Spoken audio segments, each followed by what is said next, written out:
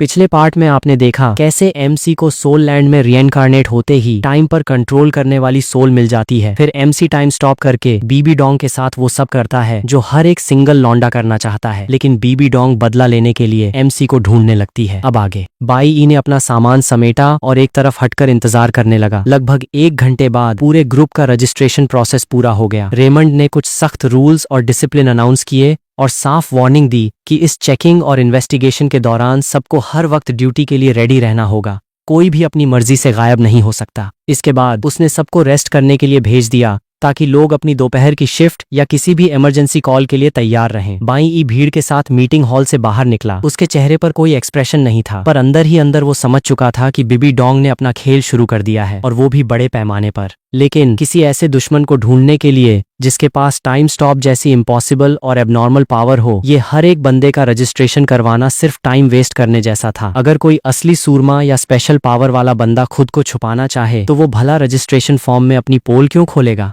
ये तो बस एक दिखावा था, एक प्रेशर टैक्टिक, ताकि अंदरूनी स्टाफ की लॉयल्टी को चेक किया जा सके। और शायद उन्हें उम्मीद थी कि इससे पास्ट की कुछ ऐसी दबी हुई डिटेल्स या सुराग हाथ लग जाएं जिनका टाइम फ्रीज जैसे कॉन्सेप्ट से थोड़ा बहुत भी कनेक्शन हो। पर तुम चाहे कितनी भी छानबीन कर लो, मेरे टाइम मार्शल सोल का बाल भी बांका नहीं कर पाओगे, बाई ने पूरे कॉन्फिडेंस के साथ सोचा। जब तक वो खुद इसे रिवील नहीं करता, ये टाइम मार्शल सोल इस दुनिया के लिए पूरी तरह इनविजिबल था। हॉस्टल लौटकर उसने कमरा बंद किया। उसने आगे की कल्टीवेशन करने के बजाय अपने दिमाग को रिलैक्स किया ताकि एनर्जी बटोर सके और दोपहर की ड्यूटी के लिए खुद को फ्रेश रख सके। ऐसे माहौल में इंसान को जितना हो सके नॉर्मल और लो प्रोफाइल रहना चाहिए। पोप के पर्सनल रूम के अंदर बीबी डोंग आज अजीबोगरीब तरीके से पोप पैलेस में अपने ऑफिशियल काम निपटाने नहीं गई थी। वो खिड़की के पास एक सॉफ्ट गद्देदार सोफे पर आराम से लेटी हुई थी। उसने आज कैजुअल कपड़े पहने थे, जिससे पोप वाले भारी भरकम कपड़ों का रोब तो कम था, पर एक होमली और रिलैक्सिंग वाइब जरूर आ रही थी। लेकिन उसकी भौहों के बीच छाई वो उदासी और तलखी हमेशा से कहीं ज्यादा गहरी थी।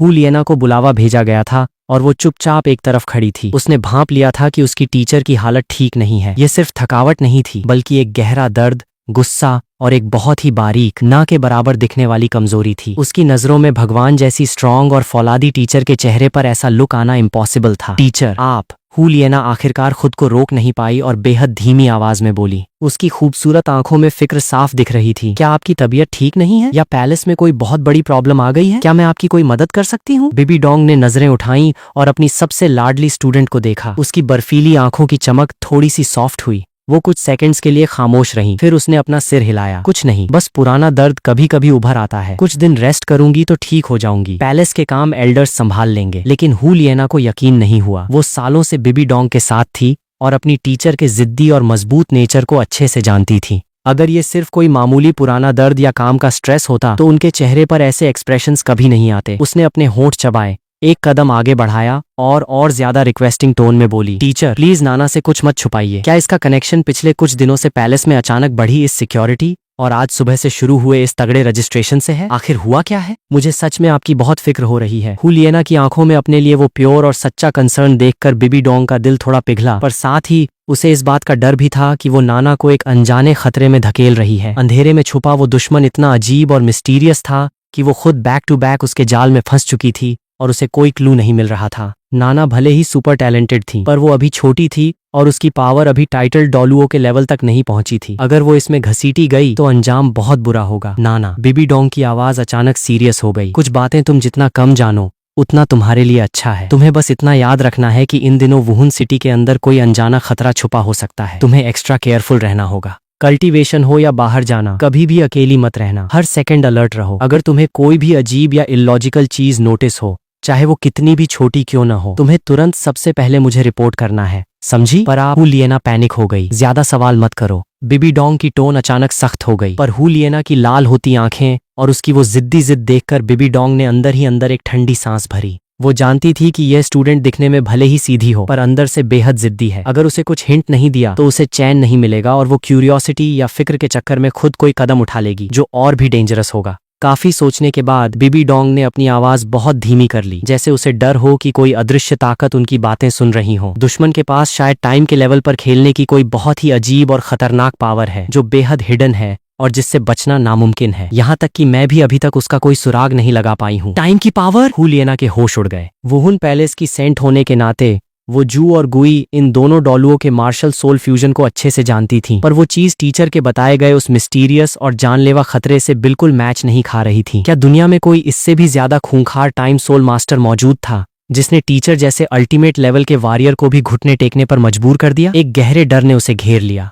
अब वो समझी कि उसकी टीचर इतनी अजीब हरकतें क्यों कर रही थीं और इतने बड़े लेवल पर सर्च ऑपरेशन क्यों चलाया जा रहा था। एक ऐसा दुश्मन जो टाइम को खोजी कंट्रोल कर सकता है, अंधेरे में छुपा है और जिससे उसकी टीचर भी नहीं निपट पा रही थी। ये सच में खौफनाक था। टीचर, हुलियना की आवाज में एक हल्की सी कंपकंपी थी। आपको बहुत संभल कर रहना होगा। मैं आपकी हर बात मानूंगी और आसपास पूरा ध्यान रखूंगी। उसने दिल ही दिल में कसम खाई कि वो और ज्यादा जी जान से कल्टीवेशन करेगी और अपने तरीके से टाइम से जुड़े हर पॉसिबल सुराग की गुपचुप जांच करेगी। वो अपनी टीचर को अकेले इस खतरे का सामना कभी नहीं करने देगी। बीबी डोंग ने अपनी स्टूडेंट की आंखों में डर और एक नया जोश मिक्स होते देखा तो उसके दिल को थोड़ा सुकून मिला, पर बोझ और बढ़ गया। उसने अपना हाथ हिलाया। ठीक है, ये बात सिर्फ तुम्हें पता होनी चाहिए, बाहर किसी को भनक नहीं लगनी चाहिए।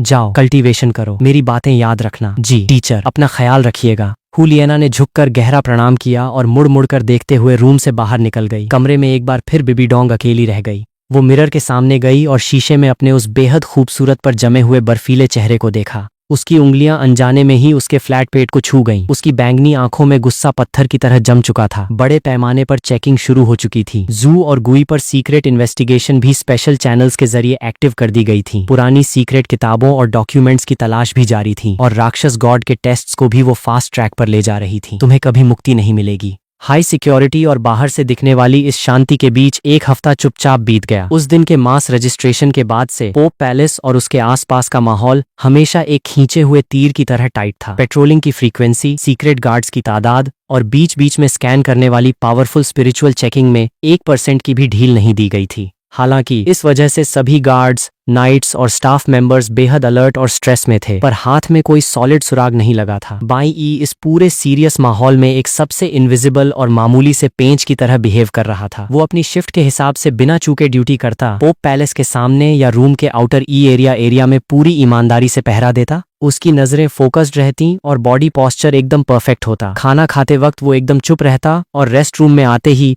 वो घंटों मेडिटेशन और कल्टीवेशन में डूब जाता, जिससे उसने अपने 42वें लेवल की सोल पावर को और मजबूत किया। साथ ही वो अपने टाइम मार्शल सोल की डेवोर यानी निगलने वाली एबिलिटी को धीरे धीरे कंट्रोल करने की प्रैक्टिस करता रहा। वो बेहद पेशेंट था। उसने अपने अंदर दोबारा उबलती हुई उस बेचैनी और क्रेविंग को अपने शांत चेहरे के पीछे बुरी तरह दबाकर रखा था। उस दिन दोपहर की धूप वुहुन सिटी की ऊंची ऊंची बिल्डिंग्स से छनकर साफ सुथरे पत्थरों के रास्ते पर लंबी परछाइयां बना रही थीं। बाई ई और रॉग हमेशा की तरह पोप के पर्सनल रूम के बाहर ईस्ट कॉरिडोर के एंट्रेंस पर ड्यूटी पर तैनात थे। उनके आर्मर पर धूप की ठंडी और हार्ड रिफ्लेक्शन चमक रही थी। चारों तरफ हमेशा की तरह सन्नाटा था। बस आंगन के पेड़ों के पत्तों की हल्की सरसराहट सुनाई दे रही थी। तभी कॉरिडोर के दूसरे छोर पर बने एक आर्क गेट से एक परछाई धीरे धीरे उनकी तरफ आती दिखी और धीरे धीरे क्लियर होने लगी। वो एक लड़की थी। उसने एक सिंपल पर बेहद एक्सपेंसिव और रॉयल व्हाइट कलर की लॉन्ग ड्रेस पहनी हुई थी। जैसे जैसे वो कदम बढ़ा रही थी, उसकी ड्रेस का घेरा हल्का हल्का लहरा रहा था, जो उसकी लंबी, टोन्ड और परफेक्ट बॉडी कर्व्स को साफ फ्लॉन्ट कर रहा था। सबसे ज्यादा ध्यान खींचने वाली चीज थी उसके वो शानदार, धूप की तरह चमकते सुनहरे लंबे बाल, जिन पर कोई फालतू डेकोरेशन नहीं थी। बस वो नेचुरल तरीके से उसकी पीठ पर बिखरे हुए थे और दोपहर की रोशनी में एक गजब की चमक छोड़ रहे थे। उसका चेहरा बला का खूबसूरत था, एक ऐसी खूबसूरती जो बीबी डोंग के उस रॉयल रोब और हुलियना के उस कातिलाना चार्म से बिल्कुल अलग थी। उसके नैन नक्श ऐसे थे जैसे किसी भगवान ने फुर्सत में तराशे हों। स्किन एकदम मक्खन जैसी वाइट थी और उसकी आंखों में एक बाय बर्थ मिलने वाला एटीट्यूड और डिस्टेंस साफ फील हो रहा था। उसकी आंखें एकदम साफ पर इतनी गहरी थीं जैसे वो किसी के भी दिल के पार देख सकती हों और साथ ही हर चीज के लिए एक न्यूट्रल सा बिहेवियर रखती हो। उसके चलने का स्टाइल बेहद रिलैक्स और एलिगेंट था। उसका हर एक कदम जैसे नपा तुला था, जिसमें एक अजीब सी प्योरिटी और प्राइड झलक रहा था, मानो वो किसी पुरानी पेंटिंग से निकल कर आई कोई देवी हो। बस एक नजर देखते ही बाई के दिमाग में उसकी पहचान पक्की हो गई। कियान रेनकशुए, बीबी डोंग और कियान शुंजी की बेटी, कल्टीवेशन की दुनिया की वो पैदाइशी 20वें लेवल की सोल पावर वाली गॉड लेवल जीनियस, जिसके पास 6 विंग्ड एंजल जैसा गॉड लेवल मार्शल सोल है। और वही लड़की जो सालों से टियाणु एम्पायर में प्रिंस शुए किंघे बनकर भेष बदले छुपी हुई थी, वो अचानक यहाँ क्या कर रही है? बाई के दिमाग में थॉट्स तेजी से दौड़ने लगे। क्या बीबी डोंग को किसी खतरे का एहसास हुआ है और उसने सीक्रेटली उसे वापस बुला लिया है? या फिर कियान रेनकशुए को खुद फील हुआ कि वुहुन पैलेस के अंदर का माहौल कुछ ठीक नहीं है? इसलिए वो खुद चेक करने आई है। पॉसिबिलिटी चाहे जो भी हो, इसका मतलब साफ था कि पहले से ही उलझी हुई इस पूरी गेम में एक ऐसा नया ट्विस्ट आ चुका था जिसे बिल्कुल भी हल्के में नहीं लिया जा सकता था। बाई ई ने तुरंत अपने दिमाग को शांत किया और रॉक के साथ मिलकर अपने हाथ में पकड़े भाले की ग्रिप को और मजबूत किया। उसने अपनी बॉडी को थोड़ा आगे झुकाया और एक परफेक्ट अलर्ट और वार्निंग पोज में खड़ा हो गया। रॉक को जाहिर तौर पर सामने खड़ी इस ब्लॉन्ड लड़की के बारे में कुछ नहीं पता था। कियान रेनकशुए बहुत पहले ही वुहुन पैलेस के कोर ग्रुप से दूर हो गई थी। उसका होना और उसका असली चेहरा पैलेस के टॉप सीक्रेट्स में से एक था, जिसके बारे में सिर्फ कुछ बड़े ऑफिशियल्स को पता था। आर्म गार्ड्स और नाइट्स के लिए उसके बारे में जानना इम्पॉसिबल था। लेकिन रॉक कोई बेवकूफ नहीं था। वो साफ महसूस कर सकता था कि सामने वाले बंदे के अंदर भले ही पावर्स छुपी हुई थीं, पर वो किसी बड़े तूफान जैसी थीं। सोल किंग या सोल एम्परर से भी कहीं ज्यादा का प्रेशर था वहां। यह कोई ऐसा वॉरियर था जिसका लेवल कम से कम सोल एम्परर से ऊपर था। रुकिए, रॉग ने अपने दिल में उठती उस घबराहट और प्रेशर को जैसे तैसे कंट्रोल किया, एक कदम आगे बढ़ाया और कॉरिडोर के एंट्रेंस को ब्लॉक करते हुए खड़ा हो गया। उसने अपनी आवाज को जितना हो सके नॉर्मल पर स्ट्रिक्ट रखने की कोशिश की। ये पोप का पर्सनल एरिया है। बिना पोप मैडम के आर्डर या इन्फॉर्मेशन के यहाँ किसी को भी आने की इजाजत नहीं है। प्लीज अपनी पहचान और यहाँ आने की वजह बताइए। बाई ई ने भी मौके का फायदा उठाया, एक कदम साइड में लिया और रॉक के साथ मिलकर एक हाई हो परफेक्ट अटैकिंग पोजीशन बनाई। उसने भारी आवाज में कहा, प्लीज यहीं रुक जाइए। कियान रेनकशुए के कदम नहीं रुके। वो दोनों से बस कुछ ही कदम की दूरी पर आकर रुकी। उसकी सुनहरी आंखों ने रॉक को देखा और फिर पास खड़े बाई ई पर एक नजर डाली। उसकी आंखों में कोई एक्सप्रेशन नहीं था, जैसे वो दो बोलते हुए आर्मर के पुतलों को देख रही हो, बिल्कुल फीलिंगलेस। हटो। उसकी आवाज एकदम क्लियर और कानों को अच्छी लगने वाली थी, पर उसमें एक ऐसा रूड एटीट्यूड था जिसे टाला नहीं जा सकता था। जैसे वो कोई रिक्वेस्ट नहीं बल्कि एक सिंपल फैक्ट बता रही हो। रॉक के माथे पर हल्का पसीना आ गया। सामने वाले का एटीट्यूड और पावर दोनों ही उस पर तगड़ा प्रेशर बना रहे थे, पर ड्यूटी तो ड्यूटी थी। उसने अपने दांत भींचे और हिम्मत जुटाकर बोला, मैडम मैं अपनी ड्यूटी पर हूँ। पोप मैडम के आर्डर के बिना हम रास्ता नहीं दे सकते। प्लीज हमारे लिए प्रॉब्लम खड़ी मत कीजिए। बाई ई भी चुपचाप एक तरफ खड़ा रहा और अपने एक्शन से साफ कर दिया कि वो रॉक के साथ है। कियान रेनकशुए की खूबसूरत भौहें हल्की सी सिकुड़ी, जैसे इन कीड़े मकोड़े जैसे गार्ड्स की उसे रोकने की जुर्रत पर उसे थोड़ी इरिटेशन हुई हो। उसने अपनी सोल पावर का कोई प्रेशर रिलीज नहीं किया, पर उसकी बॉडी की जो इनविजिबल वाइब थी उसने हवा को भी जैसे भारी कर दिया था। ठीक उसी वक्त जब ऐसा लगा कि वो जबरदस्ती अंदर घुसने के लिए कोई एक्शन लेने वाली है, एक ठंडी और रौबदार आवाज सीधे उन तीनों के कानों में गूंजी, जिसमें एक अजीब सी मिक्स फीलिंग थी। उसे अंदर आने दो। ये बिबी डोंग की आवाज थी। रॉग और बाई ई ने एक साथ चैन की सांस ली। उन्होंने तुरंत अपने भाले पीछे खींचे, साइड में होकर रास्ता छोड़ा और झुककर सैल्यूट किया। Yes Pope madam. कियान रेनकशुए ने उनकी तरफ दोबारा मुड़कर भी नहीं देखा, जैसे वो रास्ते में पड़े कोई फालतू पत्थर हो। वो उसी रिलैक्स स्टाइल में कॉरिडोर के अंदर चली गई। उसकी व्हाइट ड्रेस का घेरा जल्द ही आंगन के पेड़ पौधों के पीछे गायब हो गया। रॉक सीधा खड़ा हुआ, अपने माथे का ठंडा पसीना पोंछा और डरते हुए बाई से धीरे से बोला, भाई साहब ये औरत क्या चीज है? इसका प्रेशर तो हिला देने वाला था। मुझे तो ये रेमंड डिप्टी कैप्टन से भी ज्यादा स्ट्रांग लगी। पोप मैडम ने खुद आवाज देकर इसे अंदर आने दिया। बाई ई ने अपना सिर हिलाया और दबी आवाज में कहा, पता नहीं, शायद कोई ऐसी एल्डर हो जिन्हें हमने पहले कभी न देखा हो, या कहीं बाहर से आई कोई वीआईपी गेस्ट। जो भी हो, ये हमारे लेवल की बात नहीं है। बेशक बाई ई अपने दिल में अच्छे से जानता था कि कियान रेनकशुए कौन है, और ये भी कि इन माँ बेटी का रिश्ता किस कदर कॉम्प्लिकेटेड है। पर्सनल रूम के अंदर एक शांत कोने में बिबी डोंग मेन चेयर पर बैठी थी। बिना बुलाए अचानक वुहुन सिटी वापस आ गई। मेरे आर्डर के बिना तुमने टियांडू एम्पायर को अपनी मर्जी से छोड़ दिया। यहाँ क्या करने आई हो? बिबी डोंग की आवाज से उसके मूड का अंदाजा लगाना मुश्किल था, जैसे वो किसी आम जूनियर से बात कर रही हो। कियान रेनकशुए रूम के बीच में खड़ी थी। उसने कोई सैल्यूट नहीं किया और उसका पोस्चर बर्फ में खड़े किसी चीड़ के पेड़ की तरह एकदम सीधा था। वो भी बिबी डोंग जैसी ही, पर उससे कहीं ज्यादा कोल्ड बैंगनी आंखों से उसे देख रही थी। उसकी टोन एकदम फ्लैट थी, पर उसमें एक अजीब सी दूरी साफ फील हो रही थी। मैंने सुना कि आजकल वुहुन पैलेस में काफी खौफ का माहौल है। बड़े लेवल पर इंटरनल चेकिंग चल रही है और काफी हंगामा है। बस क्यूरियोसिटी में यह देखने चली आई कि हमारी रिस्पेक्टेड पोप मैडम कहीं किसी बड़ी मुसीबत में तो नहीं फंस गई। कियान रेनकशुए के वर्ड्स तो रिस्पेक्टफुल थे, पर उसकी टोन में एक बेटी का माँ के लिए कोई कंसर्न नहीं था। यह तो बस एक दूर से किया जाने वाला शक था, जिसमें एक हल्की सी टॉन्टिंग भी छुपी हुई थी। साफ था कि इन माँ बेटी का रिश्ता सालों की दूरियों, नफरत और पावर की गेम में पूरी तरह जम चुका था। बिबी डोंग की उंगलियों ने चेयर के हैंडल पर हल्का सा टैप किया। उसके चेहरे पर कोई एक्सप्रेशन नहीं था। वुहुन पैलेस के इंटरनल मैटर्स में तुम्हें दखल देने की जरूरत नहीं है। टियांडू एम्पायर का प्लान बहुत इंपॉर्टेंट है, उसमें कोई गड़बड़ नहीं होनी चाहिए। अगर कोई काम नहीं है तो तुरंत वापस जाओ। मेरे आर्डर के बिना दोबारा अपनी मर्जी से मत आना।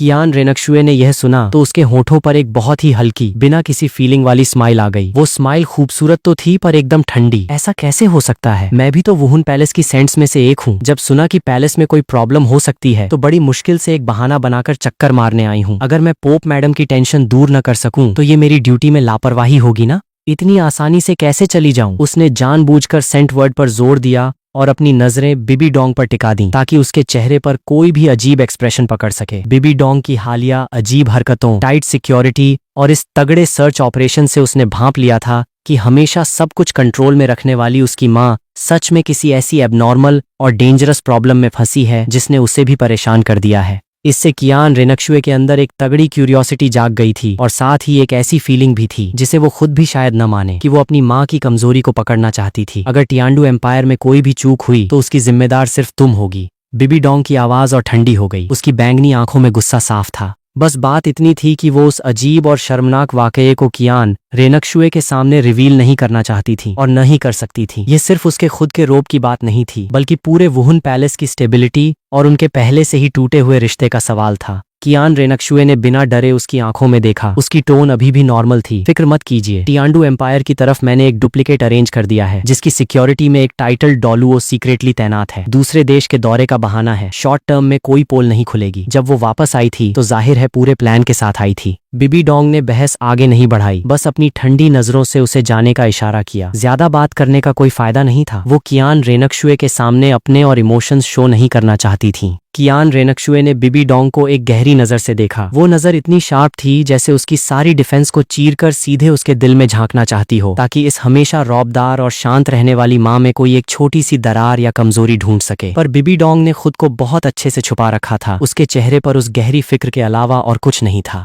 एंड में कियान रेनक्शुए को कुछ हाथ नहीं लगा पर उसके दिल में शक और जानने की इच्छा और बढ़ गई। उसने ज्यादा कुछ नहीं कहा, मुड़ी और जैसे आई थी उसी एलिगेंट और बेरुखे अंदाज में रूम से बाहर निकल गई। जब वो कॉरिडोर के एंट्रेंस के पास पहुंची तो कियान रेनक्शुए के कदम हल्के से रुके। उसने अपना सिर घुमाया और उसकी बैंगनी आंखों ने एक बार फिर उन दो सीधे खड़े गार्ड्स को स्कैन किया। रॉग अभी भी नर्वस था और हाथ नीचे किए खड़ा था जबकि दूसरा यंग गार्ड एकदम परफेक्टली सामने देख रहा था। उसकी नजर बाईं पर आधे सेकंड के लिए टिक गई। यह गार्ड कुछ ज्यादा ही शांत था। अभी जब वो उस पर प्रेशर बना रही थी और अचानक अंदर से आवाज आई तो दूसरा गार्ड साफ तौर पर थोड़ा पैनिक हो गया था। पर यह बंदा, उसे धुंधला सा याद आया कि रॉग ने पहले बाईं नाम लिया था। इसका रिएक्शन अजीब तरीके से स्टेबल था, जैसे उसमें कोई अलग ही लेवल का कॉन्फिडेंस हो। पर खैर, वो बस आधे सेकंड का नोटिस था। एक 42वें लेवल का गार्ड चाहे कितना भी शांत क्यों न हो, कोई बड़ा तीर नहीं मार सकता। शायद इसका नेचर ही ऐसा हो या पोप के कमरे के बाहर ड्यूटी करते करते जिगरा बड़ा हो गया हो। कियान रेनक्शुए ने तुरंत अपनी नजरें हटाईं, इन फालतू थॉट्स को दिमाग से निकाला और उसकी परछाई धीरे धीरे दूर चली गई। जब कियान रेनक्शुए पूरी तरह से नजरों से ओझल हो गई तब जाकर रॉग ने चैन की सांस ली और धीरे से फुसफुसाया, चलो फाइनली गई। भाई क्या प्रेशर था, पोप मैडम के सामने भी इतनी सांस नहीं अटकती। बाई ई ने कोई जवाब नहीं दिया, बस धीरे से अपनी सांस को नॉर्मल किया और उसकी नजरें दोबारा कॉरिडोर के अंदर उस शांत कमरे की तरफ टिक गईं। उसकी आंखों की गहराई में एक ऐसी फीलिंग जिसे उसने पहले जबरदस्ती दबा रखा था और ज्यादा डेंजरस और अट्रैक्टिव होकर जागने लगी थी। कियान रेनक्शुए, एंजल गॉड की वारिस, एकदम रॉयल, प्योर और खूबसूरत, पर साथ ही उतनी ही ठंडी और घमंडी। पोप के एरिया से निकलने के बाद कियान रेनक्शुए सिटी में कहीं नहीं रुकी। उसके कदम रिलैक्स थे पर उसकी डायरेक्शन साफ थी। वो वुहुन सिटी के एक और पुराने और सीरियस दिखने वाले बिल्डिंग्स के एरिया की तरफ बढ़ रही थी, श्राइन पैलेस। कई सारे टाइट सिक्योरिटी वाले कॉरिडोर्स और हॉल्स को पार करने के बाद वो फाइनली श्राइन पैलेस के अंदर एक शांत पर बेहद आलीशान रूम में पहुंची। रूम में हल्की रोशनी थी और एक सिंपल व्हाइट गाउन पहने एक आदमी खिड़की के पास हाथ पीछे किए खड़ा था, जो बाहर लगे एक पुराने चीड़ के पेड़ को देख रहा था। उसकी बॉडी कोई बहुत विशाल नहीं थी पर उसे देखकर ऐसा फील होता था जैसे वो उस पूरे स्पेस का हिस्सा हो, जैसे वो खुद उस पैलेस का एक मजबूत पिलर हो। ये कोई और नहीं बल्कि वुहुन पैलेस के ग्रैंड प्रीस्ट,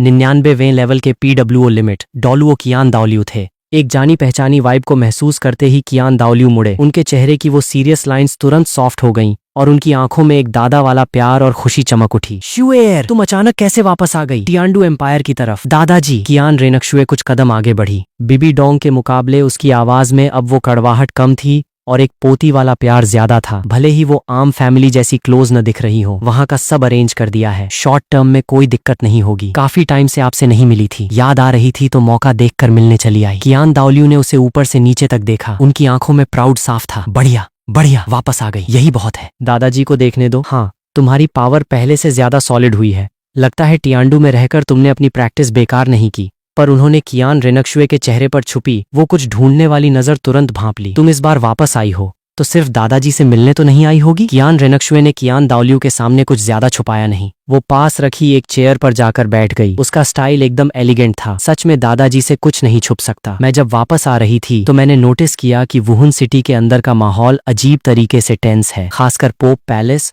और उसके आसपास की सिक्योरिटी पहले से कहीं ज्यादा टाइट है। मैंने सुना कि आजकल बड़े पैमाने पर इंटरनल चेकिंग चल रही है। दादाजी, क्या आपको पता है कि आखिर हुआ क्या है? हमारी उस पोप मैडम पर क्या मुसीबत आई है? बिबी डोंग का नाम आते ही कियान रेनक्शुए की टोन में वही पुरानी दूरी और कोल्डनेस वापस आ गई। ये सुनकर कियान दाओलियू के चेहरे से वो दादा वाला लाड़ प्यार थोड़ा कम हो गया और वो कुछ सोचने लगा अपनी इस सुपर टैलेंटेड पोती से, जिस पर उसने अपनी सारी उम्मीदें टिका रखी थीं। वो ज्यादा कुछ छुपाना नहीं चाहता था, खासकर तब जब बात वुहुन पैलेस की सिक्योरिटी और बिबी डोंग की इन अजीब हरकतों से जुड़ी हो। वो धीरे धीरे चलकर अपनी मेन चेयर के पास आया और बोला, तुम्हारा शक बिल्कुल सही है। पैलेस के अंदर सच में आजकल सब कुछ ठीक नहीं चल रहा है। मुझे जो इन्फॉर्मेशन मिली है उसके अकॉर्डिंग बिबी डोंग को किसी अजीब और अनजाने तरीके से डिस्टर्ब किया गया है। डिस्टर्ब? कियान रेनक्शुए की सुनहरी आंखों में एक चमक कौन थी। असल में क्या हुआ है इस पर उसने पूरी तरह से चुप्पी साध रखी है। उसने इस बारे में किसी को एक वर्ड भी नहीं बताया, यहाँ तक कि एल्डर्स पैलेस को भी नहीं। कियान दाओलियू ने धीरे से कहा, पर उसके बाद के जो रिएक्शंस रहे हैं उन्हें देखकर लगता है कि यह कोई मामूली बात नहीं है। उसने अपने आसपास की सिक्योरिटी को लास्ट लिमिट तक टाइट कर दिया है। 2 से ज्यादा टाइटल्ड डॉलुओं को सीक्रेटली पहरे पर लगा रखा है और इनर सिटी के हर एक बंदे की चेकिंग का आर्डर दिया है। ये सारे सिग्नल साफ बताते हैं कि कोई ऐसा बंदा है जो उसकी भनक लगे बिना उसके बेहद करीब पहुंच गया और शायद उस पर कोई असर भी डाल गया। कियान दाओलियू की बातें काफी नपीतुली और इनडायरेक्ट थीं, पर उनसे जो हिंट मिला वो हिला देने वाला था। बिबी डोंग जैसी औरत को इस कदर पैनिक करने पर मजबूर कर देना, पर वो खुद मुंह से कुछ बोल न पाए, ये बात सच में नेक्स्ट लेवल की डेंजरस थी। और सबसे बड़ी बात, कियान दाओलियू ने अपनी बात जारी रखी और उसकी नजरें गहरी हो गईं। ऐसा लगता है कि उसका शक किसी ऐसी पावर पर है जो टाइम या स्टॉपेज से कनेक्टेड है। सुना है कि उसने सीक्रेटली युएगुआन और गुइमेई के मार्शल सोल फ्यूजन के बारे में भी रीचेक करवाया है। जाहिर है उसे कुछ शक है, पर वो खुद भी श्योर नहीं है। कियान रेनक्शुए चुपचाप सुनती रही, पर उसके दिल में खलबली मच गई। जब दादाजी खुद डिस्टर्ब या असर जैसे गोलमोल पर सीरियस वर्ड्स यूज कर रहे हैं तो साफ है कि मैटर बहुत बड़ा है, बिबी डोंग को हिला देने वाला, और शायद उसे कोई ऐसा सॉलिड पर शर्मनाक नुकसान पहुंचा हो जिसके बारे में वो किसी को बता भी न पा रही हो। आखिर वो क्या हो सकता है? कोई अटैक, जहर,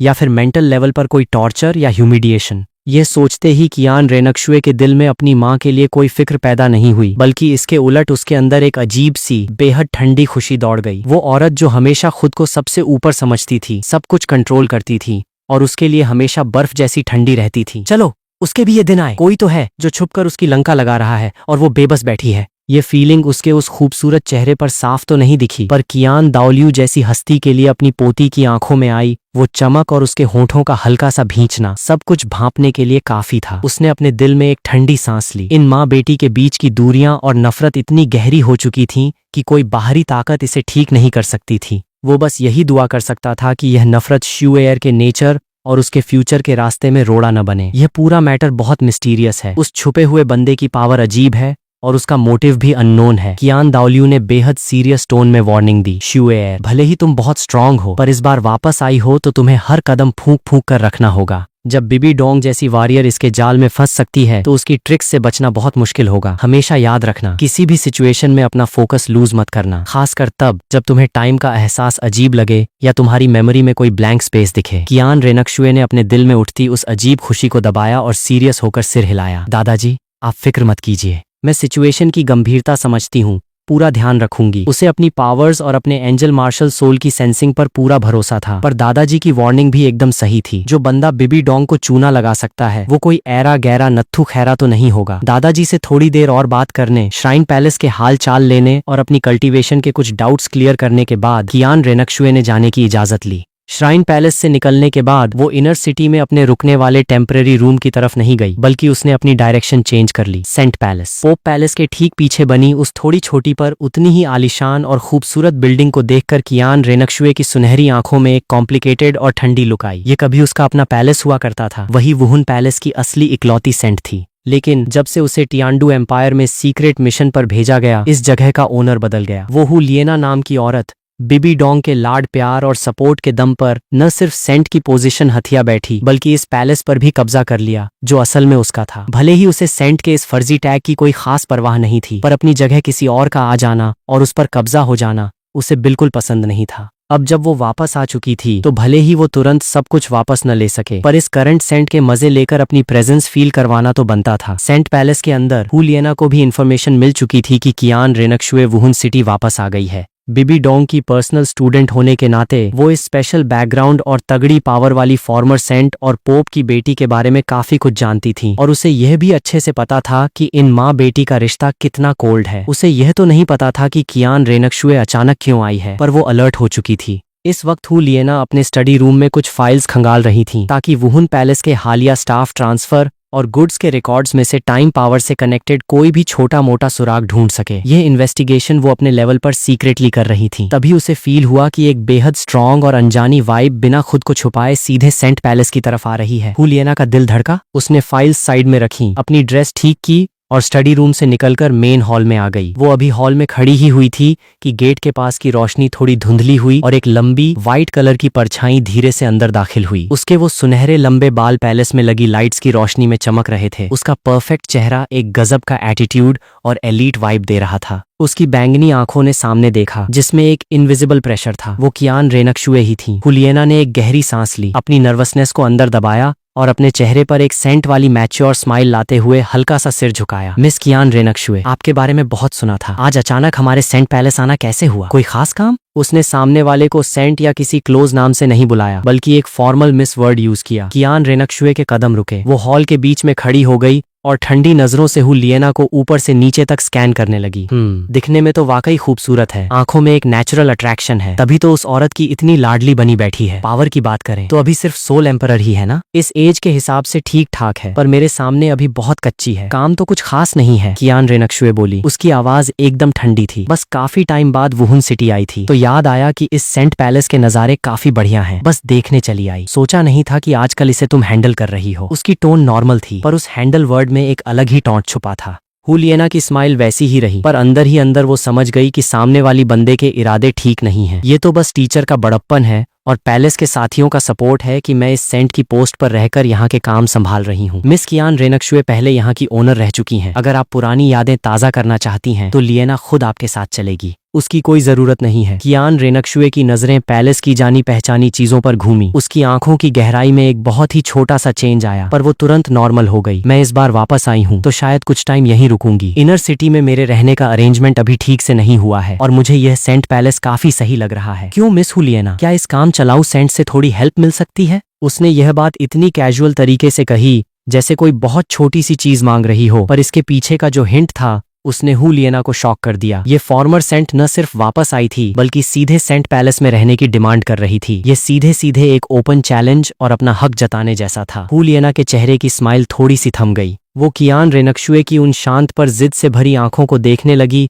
और समझ गई कि सामने वाली मजाक के मूड में बिल्कुल नहीं है। थोड़ा सोचने के बाद हुलियना ने अपना हाथ साइड में किया। उसकी आवाज सॉफ्ट थी पर स्टैंड एकदम क्लियर था। सेंट पैलेस के साइड रूम्स में काफी जगह है। मिस कियान रेनकशुए को अगर यह जगह पसंद है तो आप अपनी मर्जी से कोई भी अच्छा सा रूम सिलेक्ट करके रह सकती हैं। मुझे लगता है टीचर को भी इससे कोई प्रॉब्लम नहीं होगी। उसकी बातों ने बड़ी चालाकी से रहने की परमिशन को पोप के आर्डर से कनेक्ट कर दिया। इससे उसने अपनी हेल्पिंग नेचर भी दिखा दी और यह भी साफ कर दिया कि उसकी यह सेंट वाली पोजीशन खुद पोप ने डिसाइड की है। भले ही अभी पूरे कॉन्टिनेंट के सामने उसका सेंट होना ऑफिशियली अनाउंस न हुआ हो, पर वुहुन पैलेस के अंदर हर कोई उसे ही सेंट मानता था। तुम कियान रेनकशुए भले ही पहले यहाँ की ओनर रही हो, पर आज तुम सिर्फ एक गेस्ट हो। इससे ज्यादा डिमांड करने का तुम्हें कोई राइट नहीं है। कियान रेनकशुए की नजरें हुलियना पर टिक गईं। उसकी टोन फ्लैट थी पर जिद साफ थी। मुझे साइड रूम्स में कोई इंटरेस्ट नहीं है। टियांडू एम्पायर में प्रिंस बनकर रहने की आदत हो गई है। हमेशा मेन जगह पर रहने की आदत है। ये मेन हॉल ही मेरे लिए थोड़ा ठीक रहेगा। ये तो सीधे सीधे सेंट पैलेस के मेन राइट्स पर डाका डालने वाली बात थी। हुलियना की स्माइल बनी रही पर उसकी नजरें थोड़ी तीखी हो गईं। मिस कियान रेनकशुए, आप तो मजाक कर रही हैं। ये मेन हॉल वुहुन पैलेस की सेंट के रहने की जगह है। ये खुद पोप मैडम का बनाया हुआ रूल है। सेंट के अलावा यहाँ कोई और नहीं रह सकता। उसने रूल और पोप का नाम दोबारा बीच में लाकर बात एकदम साफ कर दी। तुम कियान रेनकशुए अभी सेंट नहीं हो। तुम्हारी कोई औकात नहीं है यहाँ रहने की। कियान रेनकशुए इतनी आसानी से पीछे हटने वालों में से नहीं थी। वो आधा कदम आगे बढ़ी। उसकी बॉडी से वो स्ट्रॉन्ग वाइब हल्की सी बाहर आने लगी। भले ही उसने अपनी पूरी पावर रिलीज नहीं की थी, पर उतने से ही पैलेस के अंदर की हवा काफी भारी हो गई। और अगर मैं जबरदस्ती यहीं रहूं तो माहौल अचानक से एकदम टाइट हो गया। वो इनविजिबल प्रेशर पानी की लहरों की तरह चारों तरफ फैलने लगा। हुलियना ने सीधे उस प्रेशर का सामना किया। वो कियान रेनकशुए की पावर देखकर हैरान तो थी पर पैनिक नहीं हुई। उसे अपनी टीचर बिबी डोंग के चेहरे पर पिछले कुछ दिनों से छाई वो टेंशन और उदासी याद आ गई। वो जानती थी कि उसकी टीचर पहले से ही उस मिस्टीरियस दुश्मन की वजह से परेशान है। इस वक्त अगर कियान रेनकशुए के साथ उसका सीधे कोई पंगा होता है तो रिजल्ट चाहे जो भी हो, इससे सिर्फ उसकी टीचर की टेंशन बढ़ेगी और हो सकता है कि अंधेरे में छुपे उस दुश्मन को कोई मौका मिल जाए। ये सोचते ही लिएना ने अपना डिसीजन ले लिया। उसके चेहरे की स्माइल थोड़ी कम हुई। उसने एक फॉर्मल और सीरियस लुक लिया और अपनी टोन को थोड़ा सॉफ्ट करते हुए कहा, आप टीचर की बेटी हैं, खून के रिश्ते से हम कोई पराये नहीं हैं, तो आपस में इस तरह तलवारें खींचने की कोई जरूरत नहीं है। अब जब मैं वुहुन पैलेस की सेंट बनकर इस जगह को संभाल रही हूँ तो मेरी अपनी कुछ रिस्पॉन्सिबिलिटीज हैं। अगर आप जिद पर अड़ी हैं कि आपको मेन हॉल में ही रहना है तो ठीक है। वो थोड़ा रुकी। हुलियना ने एकदम साफ नजरों से कियान रेनकशुए को देखा और क्लियर वर्ड्स में बोली, मेन हॉल का इनर रूम काफी बड़ा है, मैं स्टाफ से कहकर वहाँ एक नया बेड और बाकी सामान अरेंज करवा दूंगी, आप जब तक चाहें वहाँ रह सकती हैं। लेकिन मैं हुलियना, वुहुन पैलेस की करंट सेंट, इस सेंट पैलेस को छोड़कर कहीं नहीं जाऊंगी। ये मेरी ड्यूटी है और यही मेरी टीचर का मुझे दिया हुआ राइट और रिस्पॉन्सिबिलिटी है। ये कहने के बाद हुलियना ने कियान रेनकशुए के रिएक्शन का वेट नहीं किया। वो मुड़ी और सीधे अपने स्टडी रूम की तरफ चल दी। उसके कदम एकदम नॉर्मल थे और उसकी पीठ में एक गजब का कॉन्फिडेंस था। उसने अपनी लास्ट लिमिट सेट कर दी थी। स्पेस शेयर करना मंजूर था पर अपना हक छोड़ना नामुमकिन था। कियान रेनकशुए वहीं खड़ी रही। वो हुलियना की बिना किसी हिचकिचाहट के जाती हुई पीठ को देखती रही। उसकी बैंगनी आंखों में एक कॉम्प्लिकेटेड सी चमक आई। ये हुलियना सिर्फ उस औरत के लाड प्यार के दम पर टिकने वाला कोई शो पीस नहीं है। मौके पर इसने उम्मीद से ज्यादा दम और जिगरा दिखाया है। उसे लगा था कि सामने वाली या तो डरकर सरेंडर कर देगी या फिर बिबी डोंग का नाम लेकर उसे दबाने की कोशिश करेगी, पर उसने सोचा नहीं था कि यह स्पेस शेयर करने का जुगाड़ निकाल लेगी। जाना हूँ।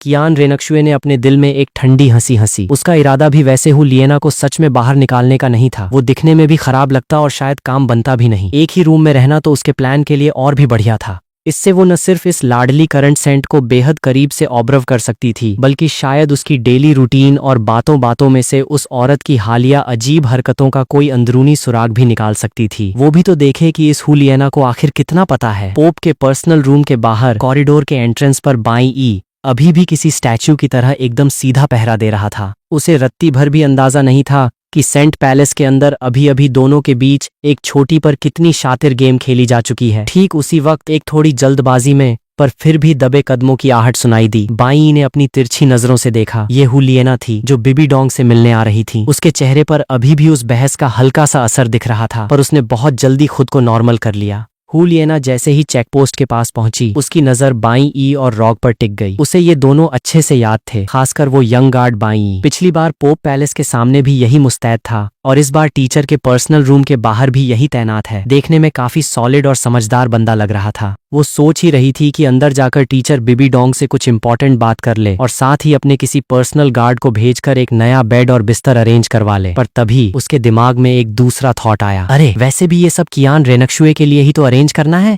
मेरे अपने लिए थोड़ी है, तो मैं फालतू में अपने पर्सनल गार्ड्स को क्यों बिजी करूं। उससे तो कहीं अच्छा है कि इन दोनों ड्यूटी वाले गार्ड्स को ही ऑफिशियल काम का नाम देकर भेज देती हूँ। तुम दोनों। डिसीजन लेते ही हुलियना के कदम रुक गए। उसने ऑर्डर देने वाली टोन में कहा और उसकी आवाज में एक सेंट वाला रोब वापस आ गया। एक जरूरी काम है जो तुम दोनों को अभी करना है। बाई ई और रॉग ने तुरंत झुककर सैल्यूट किया। प्लीज ऑर्डर कीजिए। सेंट मैडम। सिटी के अंदर जाओ और एक नंबर का आलीशान बेड, गद्दे, तकिए, चादरें और बाकी रहने का सारा सामान खरीद कर लाओ। सब कुछ एकदम नया और टॉप क्वालिटी का होना चाहिए।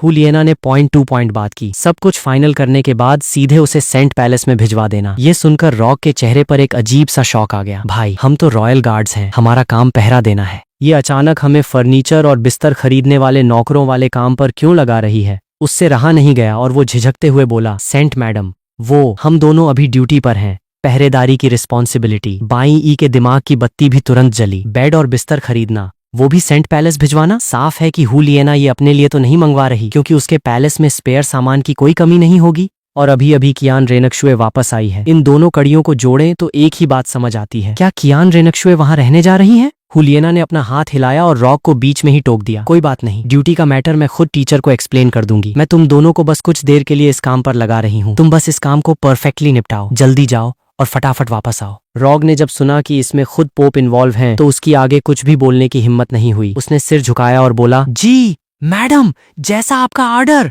बाई ई ने भी तुरंत उसके पीछे सुर मिलाया, जी सेंट मैडम। ये दिखने में भले ही एक सिंपल सा नौकरों वाला काम था, पर बाई ई के लिए यह एक गोल्डन चांस था, एक ऐसा मौका जिससे वो ऑफिशियली और सीक्रेटली सेंट पैलेस के अंदर एंट्री मार सकता था। भले ही सिर्फ सामान डिलीवर करना था, पर कम से कम उस एरिया का एक रफ आइडिया तो मिल ही जाता, ताकि आगे वहाँ कोई हाथ साफ करने में आसानी हो। जाओ, जितना जल्दी हो सके निपटाओ। हुलियना ने सिर हिलाया, ज्यादा बात नहीं की और मुड़कर सीधे पोप के पर्सनल रूम की तरफ बढ़ गई। उसे बीबी डोंग को यह इन्फॉर्मेशन देनी थी कि कियान रेनक्शुए शायद उसके साथ सेंट पैलेस में रहने वाली है, और साथ ही इन दोनों गार्ड्स को ड्यूटी से हटाने का बहाना भी सेट करना था। हुलियना की परछाई को कॉरिडोर की गहराई में गायब होते देख रॉग ने बड़े ही लाचार तरीके से बाई ई की तरफ देखा और दबी आवाज में बुदबुदाया, भाई ये क्या बकवास है, हमसे बेड और बिस्तर खरीदवा रहे हैं। बाई ई का चेहरा एकदम नॉर्मल था। उसने उसके कंधे पर हाथ रखा। अरे रॉग भाई, जब सेंट मैडम का ऑर्डर है और पोप मैडम की परमिशन भी है, तो हमें बस चुपचाप काम निपटाना चाहिए। चलिए रॉग भाई, निकलते हैं। दोनों ने अपनी जगह आने वाले दूसरे गार्ड्स को चार्ज हैंडओवर किया, अपने भारी आर्मर के कुछ हिस्से उतारे जिससे चलने फिरने में आसानी हो, और वुहुन सिटी के सबसे वीआईपी और बिजी मार्केट की तरफ तेज कदमों से चल दिए। रही बात पैसों की, तो वो तो पैलेस के फंड से ही क्लियर होने थे, इसलिए बाई ई को उसकी कोई टेंशन नहीं थी। पोप पैलेस और उस सीरियस एरिया के भारी माहौल से बाहर निकलते ही बाई ई और रॉग को ऐसा लगा जैसे उनके कंधों से कोई बहुत बड़ा बोझ उतर गया हो। वुहुन सिटी की इनर गलियां काफी चौड़ी और एकदम साफ सुथरी थीं। दोनों तरफ शानदार बिल्डिंग्स थीं और लोग आ जा रहे थे। भले ही यहाँ भी वुहुन पैलेस का एक खौफ और रोब साफ दिखता था, पर पैलेस के कोर एरिया के मुकाबले यहाँ लाइफ की एक रियल और फ्रेश वाइब थी। ये दोनों वुहुन सिटी के ही पले बढ़े सोल मास्टर्स थे, इसलिए शहर के चप्पे चप्पे से वाकिफ थे। सबसे महंगे सिल्क, कपड़े और टॉप क्वालिटी के फर्नीचर की दुकानें ईस्ट जोन में थीं। पर चूंकि उन्हें यह एक बढ़िया सी आउटिंग का मौका मिल गया था और टाइम भी अभी काफी था, तो दोनों को काम की कोई जल्दबाजी नहीं थी। रॉग भाई, बाई ई ने अपने कंधे थोड़े ढीले किए और उसके चेहरे पर एक रिलैक्स स्माइल आ गई। बड़ी मुश्किल से बाहर आने का मौका मिला है, काम तो थोड़ी देर बाद भी हो जाएगा। सुना है झेंशियू पवेलियन में आजकल सोल बीस्ट का एकदम फ्रेश मीट आया है, जो सोल पावर बढ़ाने और बॉडी को फौलाद बनाने में नंबर 1 है। क्यों न पहले वहीं चला जाए। बिल मेरी तरफ से। रॉग की आंखें एकदम से चमक उठी। गार्ड्स की मेस का खाना वैसे तो काफी बढ़िया होता था, पर सालों से वहीं एक जैसा खाना खा खाकर जी भर गया था। झेंशियू पवेलियन इनर सिटी का एक बहुत ही महंगा और नामी रेस्टोरेंट था, जहां आम दिनों में जाना उनके बस की बात नहीं थी। अब जब बाई जैसा छोटा मोटा अमीर खुद ऑफर कर रहा था, तो उसका दिल कैसे न मचलता। भाई ये ठीक रहेगा क्या, हम ड्यूटी पर है ना। रॉग ने अपने हाथ मले। उसका दिल तो पूरा था, पर अंदर एक हल्का सा डर भी था। अरे इसमें क्या गलत है, पेट भरा होगा तभी तो काम में दम दिखेगा। By Hansa. सेंट मैडम ने सिर्फ सामान खरीदने को कहा है, ये तो नहीं कहा कि अभी के अभी 2 सेकंड में लेकर आओ। हमारे पास टाइम ही टाइम है। उस शानदार और लजीज सोल बीस्ट के मीट के बारे में सोचकर, जो सोल मास्टर्स के लिए अमृत जैसा था, रॉग के मुंह में पानी आ गया। उसने एंड में हामी भर दी। चल ठीक है भाई, आज तेरी जेब ढीली करवाते हैं, अगली बार मेरी तरफ से पार्टी। दोनों ने अपनी डायरेक्शन बदली और इनर सिटी के सबसे पॉश एरिया में बने झेंशियू पवेलियन की तरफ चल दिए। रेस्टोरेंट के अंदर का इंटीरियर काफी क्लासिक था और वहां ज्यादातर बड़े बड़े सोल मास्टर्स या अमीर बिजनेसमैन ही बैठे थे। बाई ई ने बड़े ही खुले दिल से ऑर्डर दिया, जिसमें स्नो हूफ, बीस्ट के चॉप्स और क्लियर स्ट्यूड आई बर्ड का सूप जैसी रेस्टोरेंट की सबसे महंगी डिशेज शामिल थीं। साथ ही उसने एक वाइन की बोतल भी मंगवाई, जो बॉडी को काफी रिलैक्स करती थी। सामने जब खुशबूदार और लजीज खाना आया, तो रॉग पहले तो थोड़ा हिचकिचाया, पर जैसे ही उसने उस एनर्जी से भरपूर मीट के 2-4 पीस चबाए और ऊपर से गर्मा गर्म वाइन का एक शॉट मारा, उसकी सारी हिचकिचाहट गायब हो गई। वो बाई ई के साथ खाने पर टूट पड़ा। बाई ई ने भी भरपेट खाना खाया, पर उसके दिमाग में कोई और ही खिचड़ी पक रही थी। पिछले कुछ दिनों से काम का लोड बहुत ज्यादा रहा है। भले ही टाइम पावर की वजह से मैं चीजें संभाल लेता हूँ, पर मेंटल और फिजिकल एनर्जी तो सच में वेस्ट होती ही है। यह एक बढ़िया चांस है खुद को रिचार्ज करने का, ताकि आगे के बड़े और खतरनाक मिशंस के लिए बॉडी में पूरी एनर्जी रहे। पेट पूजा के बाद दोनों के चेहरों पर एक अलग ही लालिमा चमक रही थी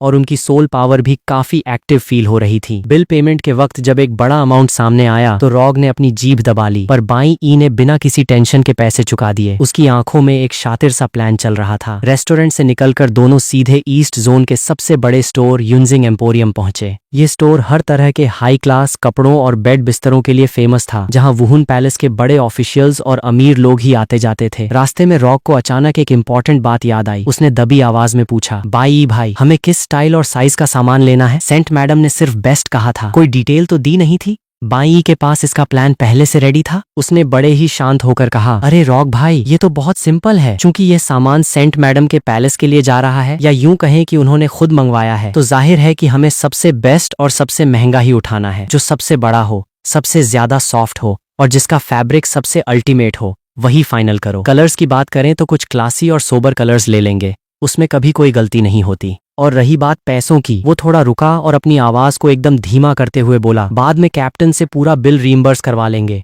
डरने की क्या बात है? रॉक पहले तो शॉक हुआ, फिर उसे अचानक समझ आया और उसने अपने सिर पर हाथ मारा। अरे हाँ भाई, ऑफिशियल काम है तो बिल तो पास होगा ही। फिर उसने बाईं की तरफ एक अजीब सी नजर से देखा। साले, अभी जो हमने खाना ठोका है, कहीं तेरा इरादा उसका बिल भी?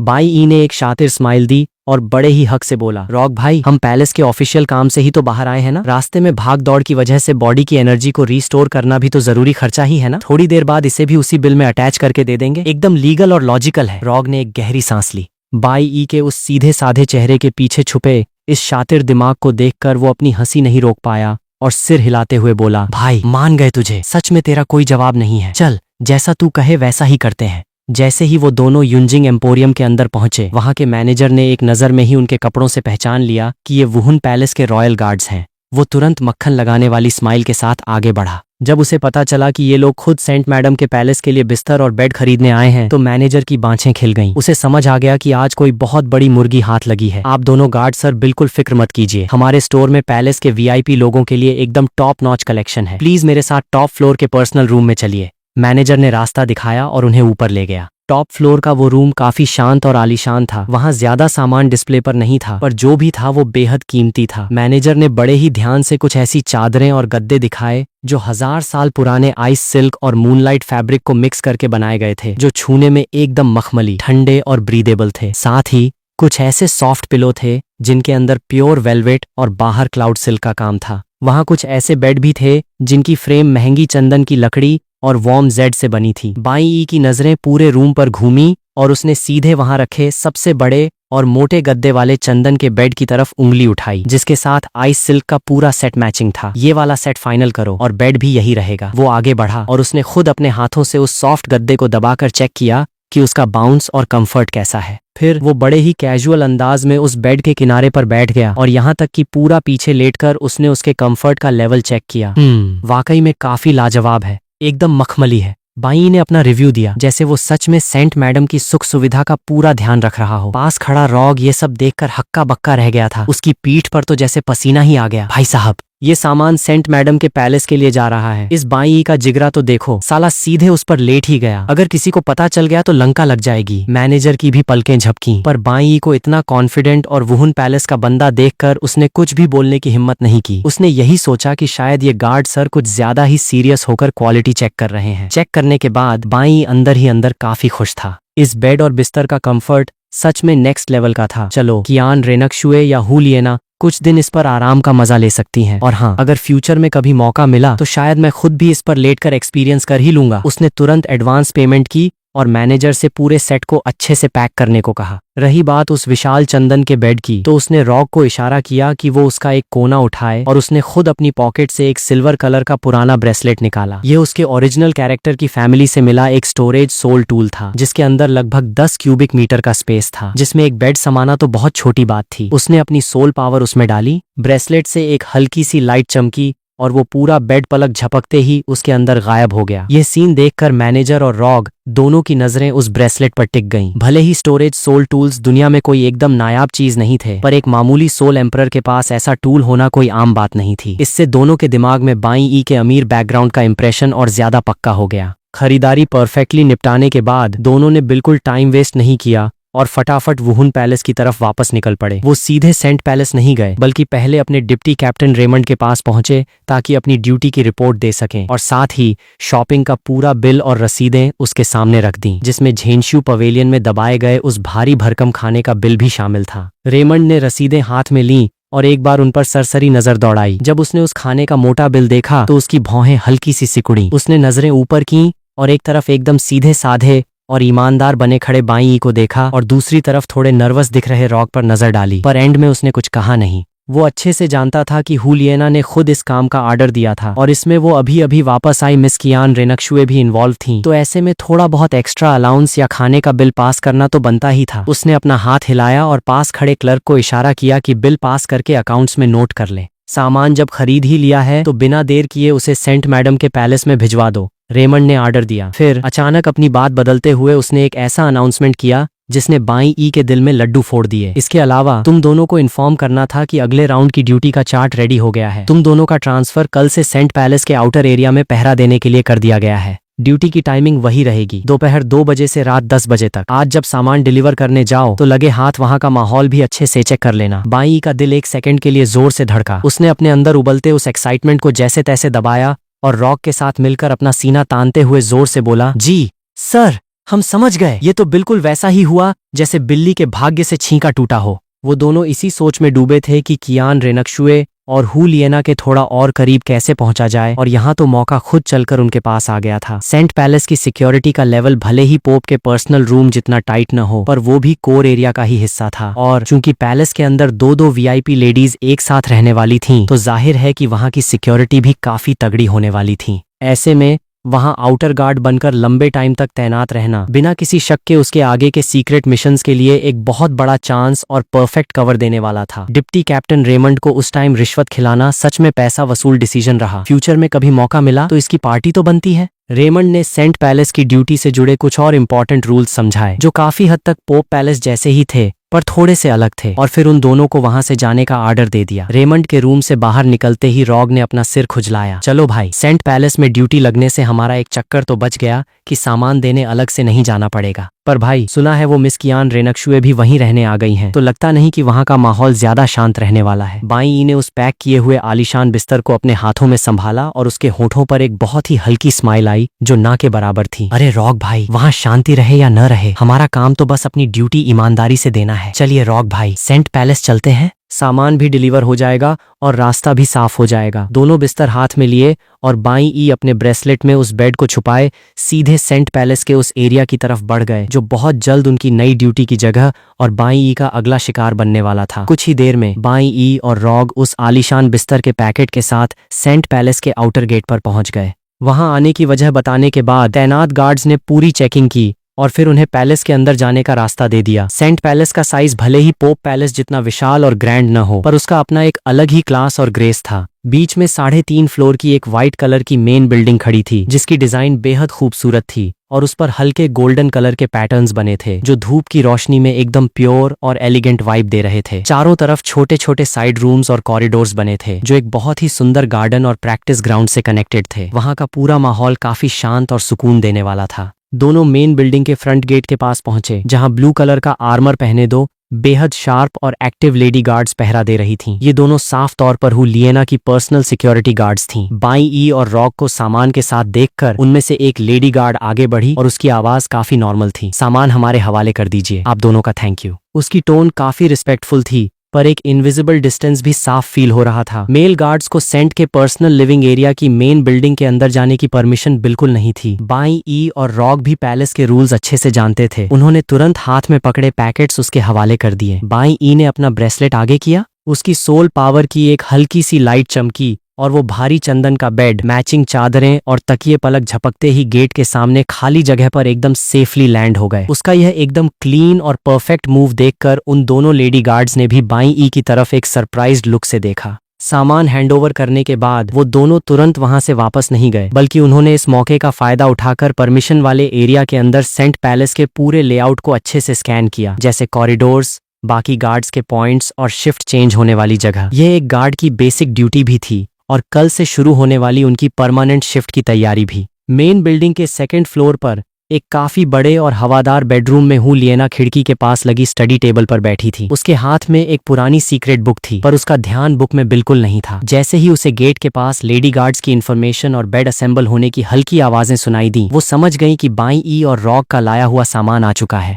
उसने जानबूझकर स्टाफ को ऑर्डर दिया था कि उस नए बेड को उसके खुद के बेड से महज कुछ फीट की दूरी पर ही लगाया जाए। ये उसकी तरफ से एक इनडायरेक्ट और साइलेंट वार्निंग थी कि मैं अपनी जगह से 1 इंच भी पीछे नहीं हटने वाली, और साथ ही एक बचकानी सी जिद भी थी कि मैं भी तो देखूं कि तुम जैसी ईगोइस्टिक फॉर्मर सेंट सच में मेरे साथ एक ही रूम में रहने की हिम्मत दिखा पाती हो या नहीं। थोड़ी देर बाद कियान रेनक्शुए के पास भी यह इन्फॉर्मेशन पहुंच गई कि सामान आ चुका है और उसे हू लिएना के आर्डर के अकॉर्डिंग रूम में परफेक्टली सेट कर दिया गया है। वो उस वक्त साइड रूम की बालकनी में खड़ी दूर देख रही थी। एक ही रूम में रहना, चलो मजेदार है, कियान रेनक्शुए ने अपने दिल में सोचा। हू लिएना के इस गेम के पीछे का मोटिव वो अच्छे से समझती थी, पर यह चीज तो उसके खुद के प्लान के लिए एकदम परफेक्ट थी। पीछे हटना वो कियान रेनकशुए की डिक्शनरी में था ही नहीं। वो खुद देखना चाहती थी कि इस करंट सेंट के अंदर कितना दम है, और वो बेहद करीब से उस औरत की, इस चहेती स्टूडेंट की हर एक एक्टिविटी को नोटिस करना चाहती थी कि इसमें ऐसी क्या खास बात है। इसलिए शाम के वक्त कियान रेनकशुए अपना थोड़ा बहुत पर्सनल सामान लेकर बड़े ही ठाठ से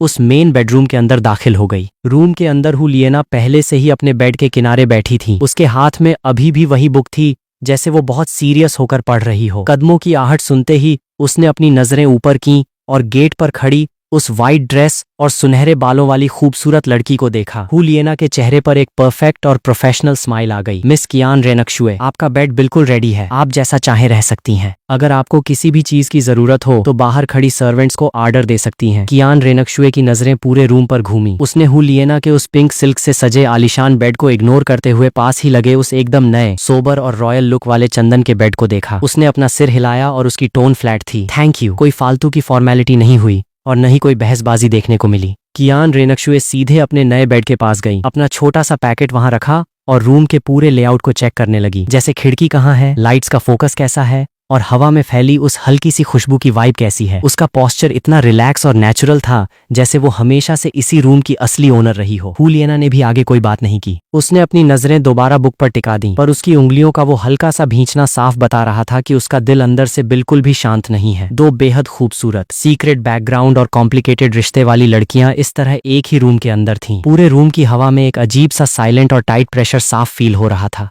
दोनों रूम के अपने अपनी कोनों पर टिकी थीं, जैसे दो ऐसी परछाइयां जो एक दूसरे के काम में दखल तो नहीं दे रही थीं, पर अंदर ही अंदर एक दूसरे को लेकर पूरी तरह अलर्ट थीं। ये खबर बहुत तेजी से सेंट पैलेस और पैलेस के कुछ बड़े ऑफिशियल्स के बीच आग की तरह फैल गई। बाई ई और रॉग जब वहां का माहौल चेक कर रहे थे तो उन्होंने भी ड्यूटी वाले दूसरे साथियों से इस अजीबोगरीब किस्से के बारे में सुना। रॉग ने अपनी जीभ दबाते हुए कहा, भाई साहब, दो सेंट्स एक ही रूम में रह रही हैं? ऐसा तो पैलेस के इतिहास में कभी नहीं हुआ। हमें अब ड्यूटी देते वक्त और ज्यादा केयरफुल रहना होगा। ये दोनों में से कोई भी कम नहीं है। दोनों एक से बढ़कर एक डेंजरस हैं। बाई ई ने बस चुपचाप अपना सिर हिलाया, पर उसके दिमाग में तो कोई और ही सीन चल रहा था। दो अप्सरा जैसी लड़कियां इतनी करीब हैं, पर आपस में एक दूसरे को फूटी आंख नहीं सुहाती। ये सीन सोचने में ही कितना अट्रैक्टिव और मजेदार लगता है, खासकर कियान रेनकशुए। उसकी वो रॉयल और प्योर लुक के पीछे छुपा घमंड और एटीट्यूड तो सच में कमाल है। और हुलियना का भी अपना एक अलग ही चार्म है। उसकी उस खूबसूरती में एक गजब की स्मार्टनेस और जिद दिखती है। चलो, सेंट पैलेस में ट्रांसफर लेना सच में पैसा वसूल डिसीजन रहा, बाई ई ने अपने दिल में सोचा, और एक अजीब सी एक्साइटमेंट उसके अंदर दौड़ने लगी। उसी रात बाई ई जब अपने रेस्ट रूम में वापस आया, उसने फालतू के सारे थॉट्स दिमाग से निकाला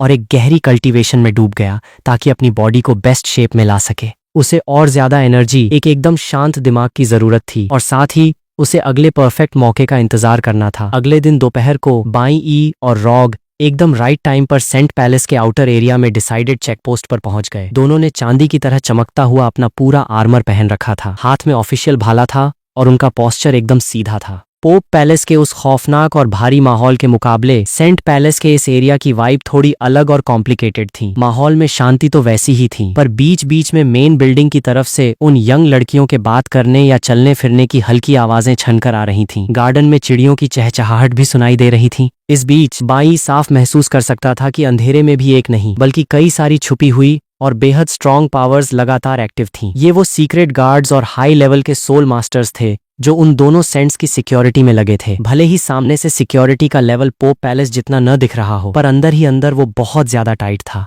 तभी बाई ई की नजरें अनजाने में ही उस 3.5 फ्लोर की वाइट मेन बिल्डिंग की तरफ उठ गईं। खासकर सेकंड फ्लोर की उन खूबसूरत पर्दों वाली खिड़कियों पर उसकी नजरें कुछ सेकंड्स के लिए टिक गईं। उसी पर्दे के पीछे हुलियना और कियान रेनकशुए का वो कंबाइंड बेडरूम था। ड्यूटी का टाइम काफी लंबा और एकदम बोरिंग था, पर बाई का दिमाग बिल्कुल भी शांत नहीं था। वो किसी बेहद शातिर शिकारी की तरह अपनी ड्यूटी की आड़ में बहुत ही ध्यान से आसपास की हर एक एक्टिविटी को अपनी शार्प नजरों से स्कैन कर रहा था। डिस्टेंस की बात करें तो इस चेकपोस्ट से सेकंड फ्लोर के उस बेडरूम का सीधा डिस्टेंस लगभग 300 मीटर का है। वहां तक पहुंचने में ज्यादा टाइम नहीं लगेगा, पलक झपकते ही अंदर एंट्री मारी जा सकती है। पर हाँ, सही मौके के लिए जरूरी है कि वो दोनों लड़कियां एक साथ उसी रूम के अंदर मौजूद हों, और सबसे बेस्ट टाइम तो रात का ही रहेगा जब चारों तरफ पूरी तरह सन्नाटा पसर जाए। मेन बिल्डिंग के अंदर और बाहर लेडी गार्ड्स और सीक्रेट ऑफिशियल्स का पहरा है, तो अंदर घुसने और बाहर निकलने का रूट एकदम परफेक्ट प्लान करना होगा ताकि सारा काम होने के बाद वहां कोई भी फिजिकल क्लू या सबूत न बचे। और रही बात टारगेट की,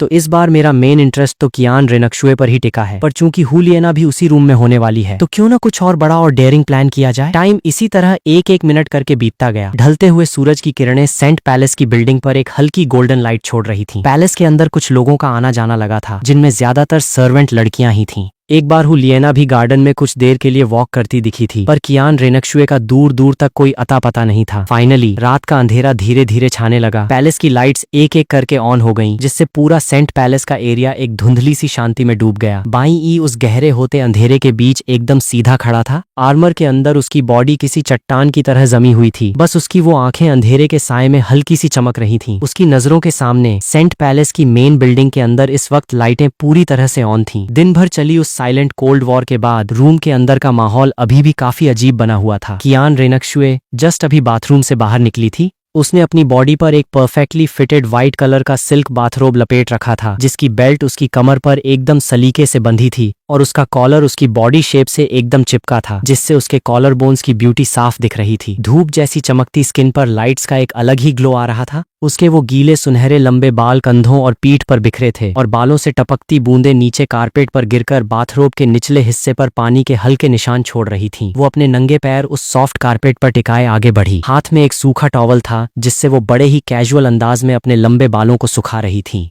वो जानबूझकर काफी रिलैक्स कदमों से सीधे हुलियना के सामने से गुजरी, जो उस वक्त अपने बेड के किनारे बैठी एक सोल बुक के पन्ने पलट रही थी। कियान रेनक्शुए के चलने से उसके बाथरोब का निचला हिस्सा हल्का सा हवा में लहरा रहा था। उसके कदमों में एक गजब की स्टेबिलिटी और वो रॉयल रोब साफ दिख रहा था, जो हमेशा टॉप पर रहने वालों में होता है। उस मखमली फैब्रिक में उसकी लंबी और परफेक्ट बॉडी शेप साफ फ्लॉन्ट हो रही थी, जिससे उसका पूरा लुक बेहद क्लासी लग रहा था। उसने हल्का सा अपना सिर ऊपर उठाया, जिससे उसकी गर्दन की ब्यूटी एकदम परफेक्टली हुलियना की नजरों के सामने आ गई। लड़कियों के बीच का कंपैरिजन, खासकर जब बात लुक और फिगर की हो, तो उसकी वो सीक्रेट फाइट लड़कों के बीच होने वाले पंगों से कहीं ज्यादा डायरेक्ट और खतरनाक होती है। हुलियना का ध्यान वैसे तो अपने हाथ में पकड़ी बुक पर ही था, पर कियान रेनक्शुए का इस तरह सज धज कर सामने आना वो उसे इग्नोर कैसे कर सकती थी। इस वक्त अगर वो अपनी नजरें चुरा लेती या मुड़ जाती तो इसका सीधा मतलब ये होता कि वो डर गई है और उसने मान लिया है कि सामने वाली उससे ज्यादा बेटर है। उसने जैसे तैसे अपने दिमाग को शांत रखा और बड़े ही नॉर्मल तरीके से अपनी नजरें ऊपर की, जैसे वो बस ऐसे ही कैजुअली देख रही हो। पर हाँ, उस एक नजर में जो विजुअल शॉक उसे लगा वो सच में तगड़ा था। कियान रेनक्शुए का फिगर वाकई इतना परफेक्ट था कि किसी को भी जलन हो जाए। वो एंजल मार्शल सोल की कल्टीवेशन, टॉप लेवल की कड़क ट्रेनिंग, बेस्ट रिसोर्सेज का कमाल और ऊपर से गॉड गिफ्टेड टैलेंट का एक ऐसा मिक्सचर थी जिसने उसकी बॉडी को एकदम परफेक्ट शेप दी थी। हुलियना को वैसे अपने फिगर पर हमेशा से काफी प्राउड था। उसकी बॉडी काफी कर्वी थी,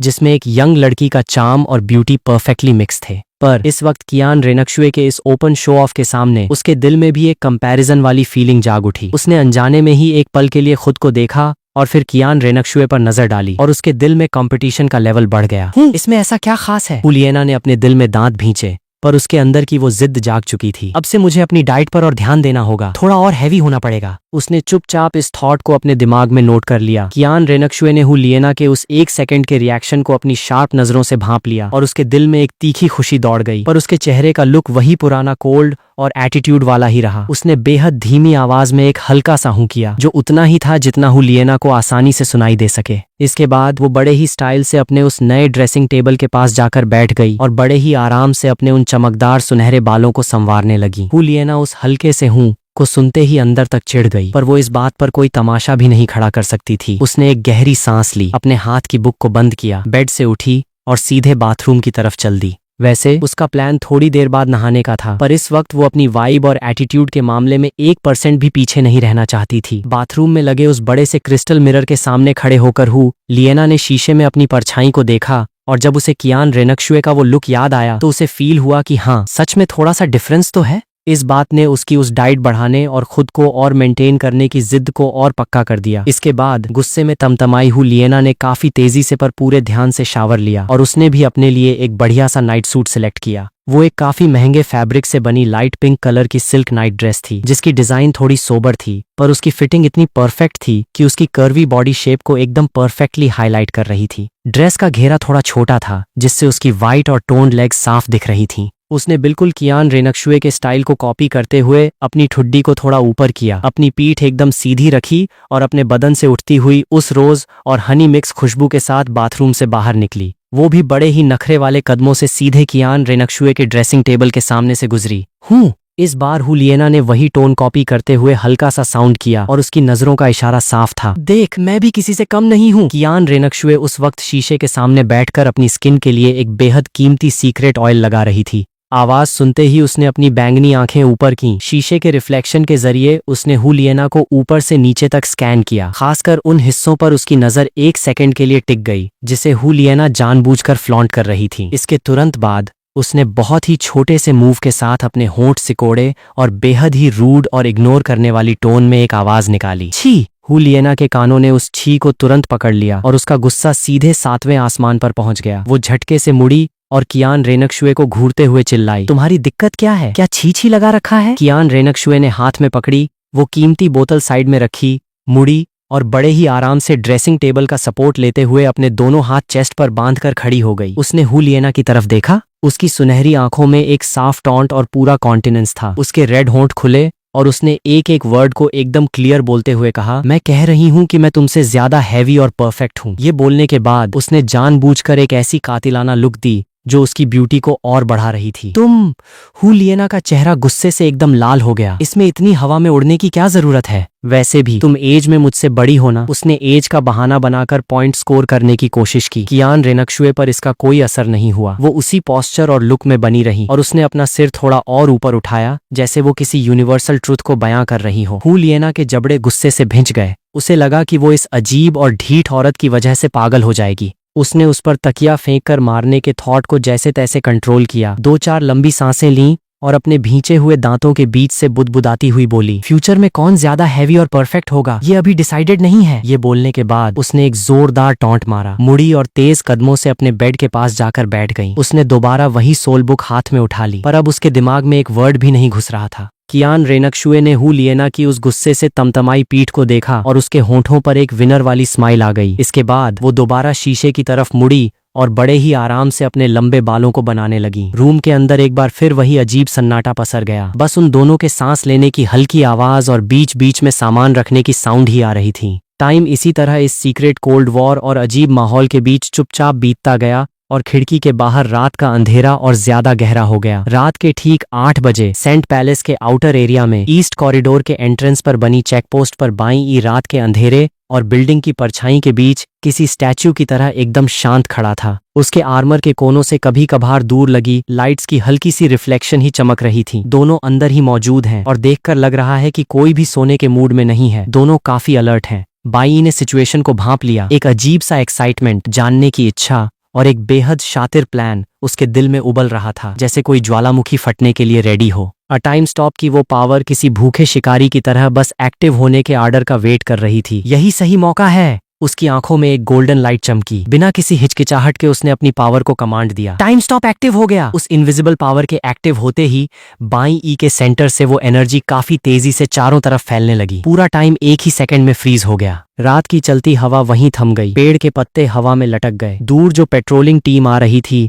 उनके कदमों की आवाज और कीड़ों का चहकना अचानक गायब हो गया। जितने भी सीक्रेट गार्ड्स थे, पहरा देने वाले नाइट्स, पैलेस के अंदर काम करने वाली सर्वेंट्स और यहाँ तक कि गार्डन में पंख फैलाए बैठी चिड़िया भी, सब की सब एक रुकी हुई पिक्चर की तरह स्टैच्यू बन गए। सारे कलर्स एकदम ब्लैक एंड व्हाइट में चेंज हो गए और हर तरह का साउंड पूरी तरह गायब हो गया। सिर्फ बाईं का दिमाग था जो इस पूरी डेड जोन में पूरी तरह फ्री होकर मूव कर सकता था। उसने बिना पलक झपकाए एक्शन लिया। किसी मंझे हुए खिलाड़ी की तरह उसने अपने आर्मर के उन हिस्सों को काफी तेजी से उतारा जो उसके मूवमेंट में रुकावट डाल सकते थे और उन्हें चेकपोस्ट के पास एक यात्री अंधेरे कोने में छुपा दिया। इसके तुरंत बाद उसकी बॉडी एक परछाई की तरह रात के साए में मिक्स हो गई और वो अपने पहले से सोचे हुए रूट पर बेहद हल्के और तेज कदमों से सीधे सेंट पैलेस की मेन बिल्डिंग की तरफ लपका। फ्रंट गेट पर पहरा दे रही वो दोनों लेडी गार्ड्स किसी व्हाइट मार्बल के स्टैच्यू की तरह जमी हुई थीं। उनकी नजरें सामने ही टिकी थीं। बाईं बिना कोई आहट किए उनके साइड से निकला और उसने उस गेट को पुश किया जो अंदर से लॉक नहीं था। जैसे ही वो अंदर आया, फर्स्ट फ्लोर का वो बड़ा हॉल एकदम खाली और शांत था, जहां लगी लाइट्स की रोशनी एक जगह थमी हुई थी। उसने वहां एक सेकंड भी वेस्ट नहीं किया। कारपेट से ढकी उस गोल सीढ़ियों के सहारे वो एक परछाई की तरह तैरते हुए सीधे सेकंड फ्लोर पर पहुंच गया। सेकंड फ्लोर का कॉरिडोर भी पूरी तरह से सन्नाटे में डूबा था। उसका टारगेट एकदम क्लियर था, कॉरिडोर के एंड में बना वो बेडरूम का गेट, जिसके नीचे से रूम के अंदर की ब्राइट लाइट साफ बाहर आ रही थी। गेट के सामने खड़े होकर बाई ई ने अपनी सांसें पूरी तरह रोक लीं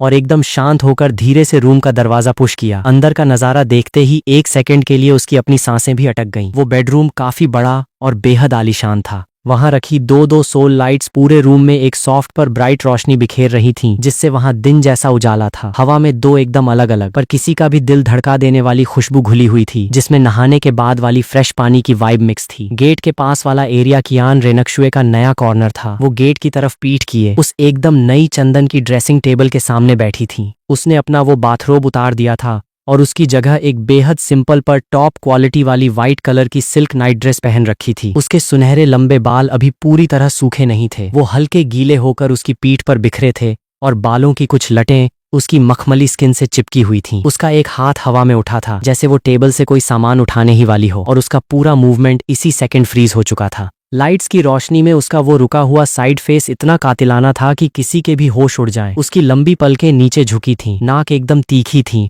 और उसके वो रेड होंठ हल्के भींचे हुए थे, जिसमें एक रॉयल और एलीट लुक साफ झलक रहा था। उस सिंपल नाइट ड्रेस और इस वक्त के इस बेबस पोस्चर ने उसके उस घमंडी लुक में एक अजीब सी मासूमियत और सॉफ्टनेस ऐड कर दी थी। वहीं रूम के दूसरे कोने में खिड़की के पास लिएना अपने बेड के सिरहाने का सपोर्ट लिए बैठी थी। उसने लाइट पिंक कलर की सिल्क नाइट ड्रेस पहन रखी थी, जिसका टॉप थोड़ा लूज और कैजुअल स्टाइल का था, और उस मखमली फैब्रिक में उसका कर्वी फिगर बेहद हॉट लग रहा था। उसका कॉलर थोड़ा बड़ा था, जिससे उसके खूबसूरत कॉलर बोन्स साफ दिख रहे थे। उसके हाथ में अभी भी वही सोल बुक थी, पर उसकी नजरें बुक पर बिल्कुल नहीं थीं, बल्कि वो एक तीखे गुस्से और चिढ़ के साथ सीधे कियान रेनकशुए के कॉर्नर की तरफ घूर रही थी। उसके गालों पर नहाने के बाद वाला वो हल्का पिंक ग्लो अभी भी बाकी था और उसके होंठ गुस्से में हल्के से बाहर निकले हुए थे। उसकी वो तीखी और नशीली आंखें इस फ्रीज हुए टाइम में भी बेहद अट्रैक्टिव लग रही थीं। एक तरफ चांद के नीचे खिली सफेद कमलिनी जैसी प्योर और कोल्ड लड़की थी, और दूसरी तरफ ओस की बूंदों से सजी लाल गुलाब जैसी हॉट और तीखी हसीना। दोनों एक ही रूम में नाइट ड्रेस पहने पूरी तरह बेबस पड़ी थीं, जो अपने आप में एक बेहद शांत पर एक गजब का अपोजिट वाइब देने वाला सीन क्रिएट कर रहा था। बाई की नजरें सबसे पहले अपने पास खड़ी कियान रेनकशुए पर टिक गईं। उसने अपने कदम एकदम ढीले किए, जैसे वो हवा में चल रहा हो, और धीरे धीरे उस वाइट ड्रेस वाली परछाई की तरफ बढ़ने लगा। वो जितना करीब जा रहा था, कियान रेनकशुए की वो यूनिक खुशबू उतनी ही साफ होती जा रही थी। वो बिबी डोंग जैसी रॉयल और खतरनाक खुशबू नहीं थी, और न ही लिएना जैसी वो मीठी और नशीली खुशबू थी, बल्कि वो एक बेहद प्योर, ठंडी और जैसे सुबह की ताजी ओस और किसी डिवाइन वाइब से मिक्स एक बेहद क्लासी फ्रेग्रेंस थी, जो सीधे दिमाग पर चढ़ जाए। बाई ठीक कियान रेनकशुए के पीछे आकर रुका। उसने एक गहरी सांस लेकर उस मदहोश कर देने वाली खुशबू को अपने अंदर उतार लिया। उसकी आंखों में एक अजीब सा प्यार साफ दिख रहा था। इसके बाद उसने बड़े ही आराम से उसे अपनी बाहों में समेटा, अपना सिर थोड़ा नीचे किया और अपना चेहरा उसके उन हल्के गीले, सुनहरे और चमकदार लंबे बालों के बीच छुपा दिया। उसने एक बार फिर गहरी सांस ली और कुछ सेकंड्स बाद धीरे से अपना सिर उठाया, उसे अपनी बाहों से आजाद किया और घूमकर सीधे कियान रेनकशुए के सामने आ गया। वो थोड़ा नीचे झुका और उसकी नजरें बेहद करीब से उस गजब के खूबसूरत चेहरे को स्कैन करने लगीं। पहले चाहे उसने पैलेस के बाहर से देखा हो या गेट से एक नजर डाली हो, वो इस वक्त के इस क्लोजअप लुक के सामने कुछ भी नहीं था। लाइट्स की रोशनी में उसकी स्किन इतनी साफ और वाइट थी जैसे आर पार दिख जाए, एकदम मक्खन जैसी मखमली, जिसमें एक भी दाग नहीं था। उसके नैन नक्श किसी पेंटिंग जैसे थे, पलकें लंबी और घनी थीं, जो उसकी आंखों के नीचे एक परफेक्ट शेड बना रही थीं। उसकी तीखी नाक और उसके नेचुरल लाइट पिंक होंठ किसी गुलाब की कली जैसे दिख रहे थे। उसके पूरे चेहरे में एक गॉड लेवल की ब्यूटी और परफेक्ट रेशियो था, और इस वक्त टाइम फ्रीज होने की वजह से उसकी उन झुकी हुई आंखों में एक ऐसी बेबसी दिख रही थी जो उसकी लुक को और बढ़ा रही थी। बाई की नजरें वहीं जमी रहीं और एंड में वो खुद को रोक नहीं पाया। वो धीरे से उसके और करीब आया और उसके होंठों पर एक बहुत ही हल्का और छोटा सा किस किया। वो वहां ज्यादा देर नहीं रुका, बस एक टच किया, जैसे वो इस नायाब खजाने की रियलिटी को फील करना चाहता हो। इसके बाद बाई मुड़ा और दूसरी तरफ बैठी लिएना की तरफ बढ़ गया। लिएना के पास पहुंचकर वो वैसे ही नीचे झुका, अपना चेहरा उसकी गर्दन और बालों के पास ले गया और उसने बड़े ही प्यार से लिएना को भी किस किया। कियान रेनकशुए के उस कोल्ड लुक के मुकाबले लिएना का यह फील एकदम अलग था। दोनों का अपना एक अलग ही क्लास था जो किसी के भी दिल को हिला कर रख दे। दो अप्सरा जैसी लड़कियां, बाई ने दबी आवाज में खुद से कहा। अब उसने बिना कोई टाइम वेस्ट किए अपना काम शुरू किया। सबसे पहले उसने बड़े ही ध्यान से लिएना को अपनी बाहों में उठाया, फिर ड्रेसिंग टेबल के पास आकर उस बैठी हुई पोजीशन में जमी कियान रेनकशुए को भी अपनी गोदी में उठा लिया। बाई ई ने कियान रेनकशुए को बड़े ही आराम से लिएना के ठीक पास लिटा दिया। दो बेहद खूबसूरत पर एकदम अलग वाइब वाली हसीनाएं अब बेड पर एक साथ लेटी थीं। इस फ्रीज हुए टाइम के सन्नाटे में बस बाई के चलने की हल्की सी आवाज ही उस खाली रूम में गूंज रही थी। अपना मेन काम निपटाने के बाद बाई की नजरें कियान रेनकशुए की ड्रेसिंग टेबल पर गईं। वो वहां गया और वहां सजे उन कीमती बोतलों और डिब्बों के बीच से उसने एक बारीक पेन ढूंढा जिसका यूज लड़कियां आईब्रो बनाने या छोटे लेटर्स लिखने के लिए करती थीं। उसने पेन हाथ में लिया, थोड़ा सोचा और उसके होठों पर एक शरारती स्माइल आ गई। उसने कियान रेनकशुए और लिएना का एक एक हाथ आगे खींचा और उनकी उन सॉफ्ट हथेलियों पर अपनी हैंडराइटिंग को जानबूझकर छुपाते हुए टेढ़े मेढ़े अक्षरों में एक ही लाइन लिख दी, तुम दोनों मेरी हो। लिखने के बाद उसने पेन को वापस उसकी जगह पर रखा और उन दोनों सेंट्स के हाथों को बड़े ही आराम से वापस उनकी बॉडी के पास टिका दिया, या तो पेट पर या साइड में, ताकि वो लिखा हुआ हिस्सा हाथ बंद होने की वजह से छुप जाए और तुरंत किसी को नजर न आए, पर थोड़ा सा ध्यान देते ही साफ दिख सके। ये सब परफेक्टली सेट करने के बाद उसने एक बार पूरे रूम को अच्छे से रीचेक किया कि कहीं कोई सबूत तो नहीं छूटा, और फिर जैसे आया था वैसे ही दबे कदमों से रूम के बाहर निकल गया। वो उसी रूट से काफी तेजी से वापस लपका और उसकी परछाई उस ठहरे हुए पैलेस और कॉरिडोर्स के बीच किसी भूत की तरह तैरती रही। सेंट पैलेस के आउटर एरिया में अपनी चेकपोस्ट पर वापस पहुंचकर बाई ई ने फटाफट अपने उन छुपाए हुए आर्मर के पार्ट्स को दोबारा पहना, अपनी सांसों को नॉर्मल किया, अपना पोस्चर एकदम सीधा किया और भाले को टाइट पकड़ लिया। उसकी नजरें दोबारा एक रॉयल गार्ड की तरह एकदम शार्प और सीरियस हो गईं, जैसे वो अपनी जगह से 1 इंच भी न हिला हो। जैसे ही वो एकदम परफेक्टली खड़ा हुआ और उसकी हार्ट बीट नॉर्मल हुई, उसने अपने दिल में कमांड दिया, टाइम स्टॉप खत्म। टाइम एक ही पल में दोबारा नॉर्मल हो गया। सेंट पैलेस के उस बेडरूम के अंदर वही वार्म लाइट्स वैसे ही चमक रही थीं। कियान रेनकशुए की लंबी पलकें हल्की सी हिली और उसने धीरे से अपनी आंखें खोली। ठीक उसी वक्त पास लेटी हुई लिएना ने भी एक हल्की सांस ली और अपनी थकी और कंफ्यूज्ड आंखें खोली, पर अगले ही सेकंड दोनों की बॉडी एकदम से काट मार गई। कियान रेनकशुए ने झटके से अपना हाथ ऊपर उठाया और अपनी हथेली को खोला। लिएना ने भी बड़े ही शौक के साथ अपने हाथ की तरफ देखा। बेड के पास लगी उस ब्राइट लाइट की रोशनी में वो टेढ़े मेढ़े अक्षरों में लिखी लाइन उनके सामने एकदम साफ चमक रही थी, तुम दोनों मेरी हो। एक ही सेकंड के अंदर एक बहुत बड़ा शॉक, यकीन न कर पाना और उसके तुरंत बाद एक गजब की बेइज्जती और गुस्से का तूफान उन दोनों सेंट्स के दिलों में ज्वालामुखी की तरह फट पड़ा। इस वक्त लिएना की आवाज बुरी तरह कांप रही थी। उसका चेहरा एक पल में डर से सफेद हुआ और अगले ही पल भयंकर गुस्से से एकदम लाल हो गया। कियान रेनकशुए अपनी हथेली पर लिखे उन वर्ड्स को एकटक घूर रही थी और उसकी आंखों में एक खौफनाक तूफान खड़ा हो रहा था। उसने झटके से अपने पास लेटी हुई लिएना की तरफ देखा और उसे सामने वाली की आंखों में भी वही शौक, वही गुस्सा और उसकी हथेली पर भी वही सेम लाइन लिखी दिखी। दोनों की नजरें जब आपस में मिली तो दोनों ने एक दूसरे की आंखों में वो सबसे डरावना सच पढ़ लिया। कौन है वो? ये कैसे पॉसिबल है? कियान रेनकशुए ने गुस्से में अपनी मुट्ठी इतनी टाइट भींची कि वो लिखे हुए अक्षर उसकी हथेली में दब गए। उसकी बेहद पावरफुल स्पिरिचुअल पावर एक बड़े तूफान की तरह पूरे रूम में फैल गई और उसने रूम के चप्पे चप्पे को स्कैन करना शुरू कर दिया। उसकी सोल पावर इस कदर उबल रही थी कि रूम में रखा सामान थरथराने लगा। लिएना ने भी अपनी सोल पावर पूरी तरह रिलीज कर दी। उसकी बॉडी गुस्से और एक अंदर तक कंपा देने वाले डर से बुरी तरह कांप रही थी। उसे अपनी टीचर बीबी डोंग की वो वार्निंग और उनकी वो अजीब हरकतें याद आ गईं। क्या सच में वो टाइम पावर वाला खतरनाक दुश्मन अब उन तक भी पहुंच चुका है? ढूंढो उसे, पूरा वुहुन पैलेस खंगाल मारो, पर उस कमीने को ढूंढ कर निकालो। मैं उसके टुकड़े टुकड़े कर दूंगी, उसकी आत्मा तक को तबाह कर दूंगी। कियान रेनकशुए की आवाज इतनी ठंडी थी जैसे हजारों साल पुरानी बर्फ हो और उसमें एक खौफनाक कातिलाना इरादा साफ फील हो रहा था। लिएना ने अपने नीचे वाले होंठ को इतनी जोर से भींचा कि जैसे खून ही निकल आएगा। डर,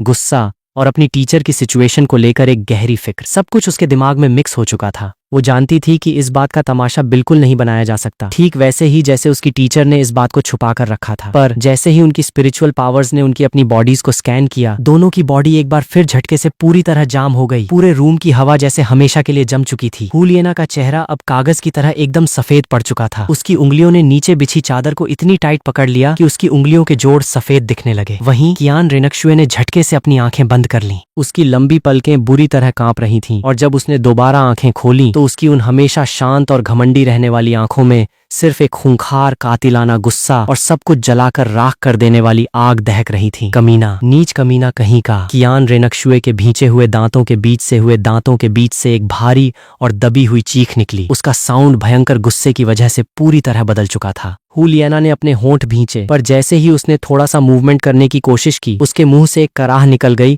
और उसे वहीं रुकना पड़ा। साफ था कि हुलियाना को भी अपनी बॉडी में वही सेम फील हो रहा था जो कियान रेनकशुए को फील हुआ था। मैं तुझे कभी जिंदा नहीं छोड़ूंगी, कभी नहीं, कियान रेनकशुए ने जैसे एक खौफनाक श्राप देते हुए कहा, और उसका एक एक वर्ड जानलेवा गुस्से से भरा था। उसने बेड का सपोर्ट लेकर खुद को धीरे से सीधा खड़ा किया, पर उसके पूरे लुक में एक अजीब सी ठंडी जिद थी। हुलियाना ने भी एक गहरी सांस ली, जैसे तैसे हिम्मत जुटाई और खड़ी होकर उसके पीछे चल दी। इस वक्त उन दोनों के बीच की वो सीरियस कोल्ड वॉर और कंपटीशन की भावना पूरी तरह गायब हो चुकी थी। उसकी जगह इस कॉमन हादसे और भयंकर गुस्से ने ले ली थी। अब उन दोनों के बीच बस एक अजीब सा सन्नाटा और एक साथ मिलकर उस कमीने से बदला लेने का खौफनाक डिसीजन ही बाकी रह गया था। दूसरी तरफ बाई ई एकदम सेफली अपने रेस्ट रूम में वापस आ चुका था। वो अपने बेड पर आलथी पालथी मारकर बैठा और कल्टीवेशन शुरू करने लगा, पर मेडिटेशन में जाते ही वो खुद को रोक नहीं पाया और उसके दिमाग में बार बार उस बेडरूम का सीन घूमने लगा। कियान रेनकशुए का वो कोल्ड और प्योर एटीट्यूड और हुलियाना की वो हॉट और तीखी वाइब, एंजल और डेमन फॉक्स, सच में दोनों का अपना अपना अलग ही लेवल है। कुछ देर मजे लेने के बाद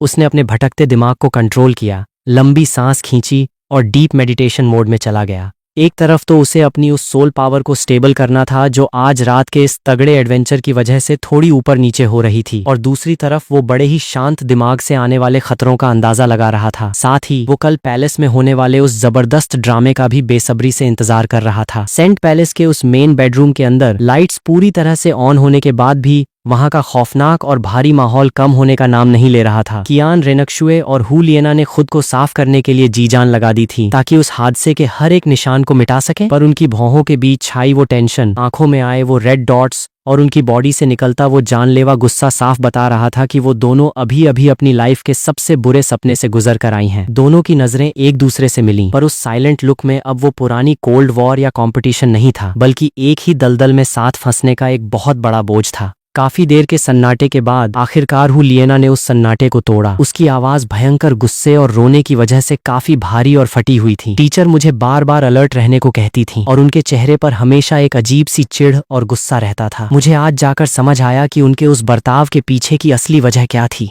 कियान रेनकशुए की बैंगनी आंखें एक सेकंड के लिए सिकुड़ी और दिमाग में सारे सुराग एक झटके में आपस में कनेक्ट हो गए। उसकी आवाज बर्फ की तरह जम चुकी थी। क्या उस औरत के साथ भी यही सेम हादसा हुआ है? शायद हाँ। हुलियाना ने बड़े ही लाचार तरीके से सिर हिलाया। जब खुद हमारी अल्टीमेट लेवल की वॉरियर टीचर भी इससे नहीं बच सकी, तो इस दुश्मन की पावर्स कितनी अजीब और खौफनाक होंगी, इसका अंदाजा लगाना भी नामुमकिन है। अब इन फालतू बातों को सोचने का कोई फायदा नहीं है। कियान रेनकशुए ने अपने अंदर उबलते गुस्से को जबरदस्ती दबाया और उसकी आवाज में सिर्फ एक सॉलिड डिसीजन बचा था। बात जब यहाँ तक आ पहुंची है, तो अब सबसे इंपॉर्टेंट ये है कि हम अपनी पूरी जान लगा दें और उस अंधेरे में छुपकर वार करने वाले चूहे को घसीटकर बाहर निकालें। बिल्कुल। हुलियाना की आंखों में भी बदले की आग दहक उठी। उसे ढूंढना ही होगा और मैं उसके टुकड़े टुकड़े कर दूंगी। उनका पुराना सारा मनमुटाव, वो सारा ईगो और कंपटीशन इस कॉमन बेइज्जती और भयंकर नफरत के सामने एक ही पल में जलकर राख हो चुका था। दोनों ने आपस में एक पक्का अलायंस बना लिया था ताकि उस टाइम को फ्रीज करने वाले सीक्रेट दुश्मन को जिंदा चबा सकें। पर कई दिन बीत जाने के बाद भी उन्होंने सेंट पैलेस के हर एक स्टाफ का रिकॉर्ड खंगाल मारा, सोल पावर के पार्टिकल्स चेक किए, हर एक छोटी मोटी अजीब एक्टिविटी की बारीकी से जांच की, पर एंड में उनका रिजल्ट भी बिबी डोंग जैसा ही रहा, ढाक के 3 पात। टाइम के अंधेरे में छुपा वो शातिर दुश्मन अपने पीछे एक भी ऐसा सुराग नहीं छोड़ गया था जिससे उसे ट्रैक किया जा सके, जैसे उसका हर एक एक्शन इस नॉर्मल दुनिया और टाइम से पूरी तरह अलग चल रहा हो। कियान रेनकशुए तो इस गुस्से में सीधे एंजल श्राइन तक जा पहुंची ताकि भगवान से कोई हिंट या हेल्प मांग सके, पर एंजल गॉड ने भी पूरी चुप्पी साध रखी थी और उसे वहां से कोई रिप्लाई नहीं मिला। ये फेलियर और गुस्सा किसी धीमे जहर की तरह दिन रात उनके दिमाग को चाट रहा था, और इस पूरे तगड़े ड्रामे का जो असली मास्टरमाइंड था, यानी हमारा बाई ई, वो बड़े ही आराम से सेंट पैलेस की सिक्योरिटी ग्रिड के अंदर एक परफेक्ट पेंच की तरह फिट था। वो हर रोज एकदम राइट टाइम पर अपनी ड्यूटी पर आता, उसका पोस्चर एकदम सीधा रहता और वो इतना लो प्रोफाइल रहता कि जैसे वो वहां हो ही ना। पैलेस के बाकी लोगों की नजरों में वो बस एक सोर्स या सिफारिश के दम पर भर्ती हुआ अपनी ड्यूटी ईमानदारी से करने वाला एक सीधा साधा मामूली सोल एम्परर गार्ड था, जिसका वुहुन पैलेस के इस बड़े भूचाल से दूर दूर तक कोई कनेक्शन नहीं हो सकता था। इस परफेक्ट कवर की वजह से वो बड़े ही आराम से इस पूरे तूफान के सेंटर के किनारे खड़ा था और मजे से अपने उन दोनों शिकारों की बेचैनी और बेबसी का तमाशा लाइव देख रहा था। उसी दोपहर बाई ई ने जस्ट अपनी शिफ्ट खत्म ही की थी और चार्ज हैंडओवर कर रहा था कि तभी गेट के पास पर्पल गोल्डन कलर की एक बेहद आलीशान और रॉयल परछाई अपने सर्वेंट्स के साथ अंदर आती दिखी। वो कोई और नहीं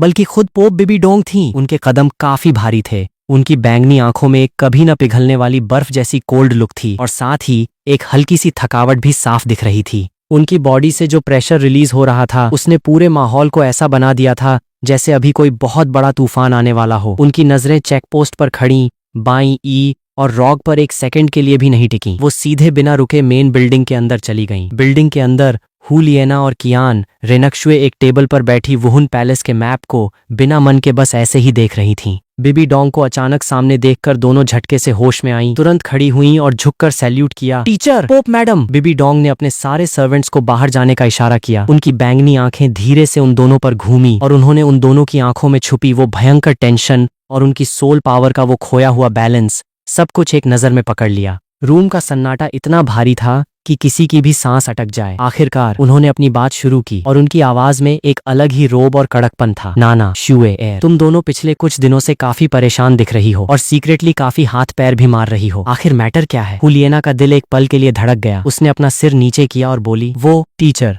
मैं तो बस मिस कियान रेनक्शुए के साथ कल्टीवेशन के कुछ डाउट्स क्लियर कर रही थी और कोई बात नहीं है। कियान रेनक्शुए ने भी अपनी ठंडी आवाज में कहा, पोप मैडम को फालतू परेशान होने की जरूरत नहीं है, बस कुछ पर्सनल मैटर्स थे, कोई बड़ी बात नहीं है। Personal matters? बिबी डोंग की आवाज अचानक काफी तीखी हो गई और उसने अपनी चेयर के हैंडल पर हाथ दे मारा। तुम दोनों ने मुझे क्या अंधा या बेवकूफ समझ रखा है? नाना, तुम्हारी नजरें साफ सच छुपा रही हैं, तुम्हारी पावर्स पूरी तरह डिस्टर्ब हैं और तुम्हारा भी दिमाग बिल्कुल शांत नहीं है। दिल की धड़कनें बढ़ी हुए हैं। क्या ये कल्टीवेशन के डाउट्स क्लियर करने वाले एक्सप्रेशंस हैं? साफ साफ बताओ, आखिर हुआ क्या है? एक टाइटल्ड डॉलुओ का भयंकर सोल प्रेशर एक ही पल में पूरे रूम में फैल गया। हुलियना एक सेकंड के लिए कांप उठी। उसके दिल का वो डर और बेबसी अचानक से बाहर आ गई। उसकी आंखों के कोने एक पल में रेड हो गए और आंसू छलक पड़े। कियान रेनक्शुए ने भी अपने होंठ भींचे। उसकी पॉकेट के अंदर बंद मुट्ठी इतनी टाइट थी कि नाखून चुभ रहे थे। वो बिबी डोंग के सामने रत्ती भर भी कमजोर नहीं दिखना चाहती थी, पर उसे भी समझ आ गया था कि अब बात को और छुपाना नामुमकिन है। बिबी डोंग ने जब उन दोनों का यह रिएक्शन देखा तो उसके दिल में जो एक बहुत बड़ा शक था वो सच साबित हो गया। अब उसने बात को गोल गोल घुमाना बंद किया और सीधे उस घाव पर उंगली रख दी। उसकी आवाज किसी तलवार की धार जैसी ठंडी थी। क्या तुम दोनों के साथ भी कोई ऐसी अजीब और इलॉजिकल चीज हुई है जिसकी वजह से तुम्हारी मेमोरी में कोई ब्लैंक स्पेस दिखा हो? ये लाइन सुनते ही उन दोनों के कानों में जैसे कोई बहुत बड़ा बम फूटा हो। हुलियना ने झटके से अपना सिर ऊपर उठाया और उसके आंसू पूरी तरह से बह निकले। कियान रेनक्शुए की आंखें भी झटके से खुली की खुली रह गईं और वो एकटक बिबी डोंग को घूरने लगी। उसने पोप की उन आंखों में ठीक वही सेम दर्द, वही सेम बेबसी और वही भयंकर जानलेवा गुस्सा देखा जो इस वक्त उसके खुद के अंदर था। अब आगे एक वर्ड भी बोलने की जरूरत नहीं थी, सारा सच सबके सामने एकदम क्लियर हो चुका था। टीचर, हुलियना रोने लगी और उसके मुंह से वर्ड्स भी ठीक से नहीं निकल पा रहे थे। बिबी डोंग ने धीरे से अपनी आंखें बंद कर लीं और उसके उस बेहद खूबसूरत चेहरे पर एक भयंकर दर्द का झटका साफ देखा जा सकता था। भले ही उसे पहले से इस बात का शक था, पर आज जब अपनी आंखों से इस सच को कंफर्म होते देखा कि उसकी जान से प्यारी स्टूडेंट और उसके खुद के खून से जन्मी बेटी दोनों में से कोई भी उस शैतान के जाल से नहीं बच पाई, तो एक भयंकर जानलेवा गुस्सा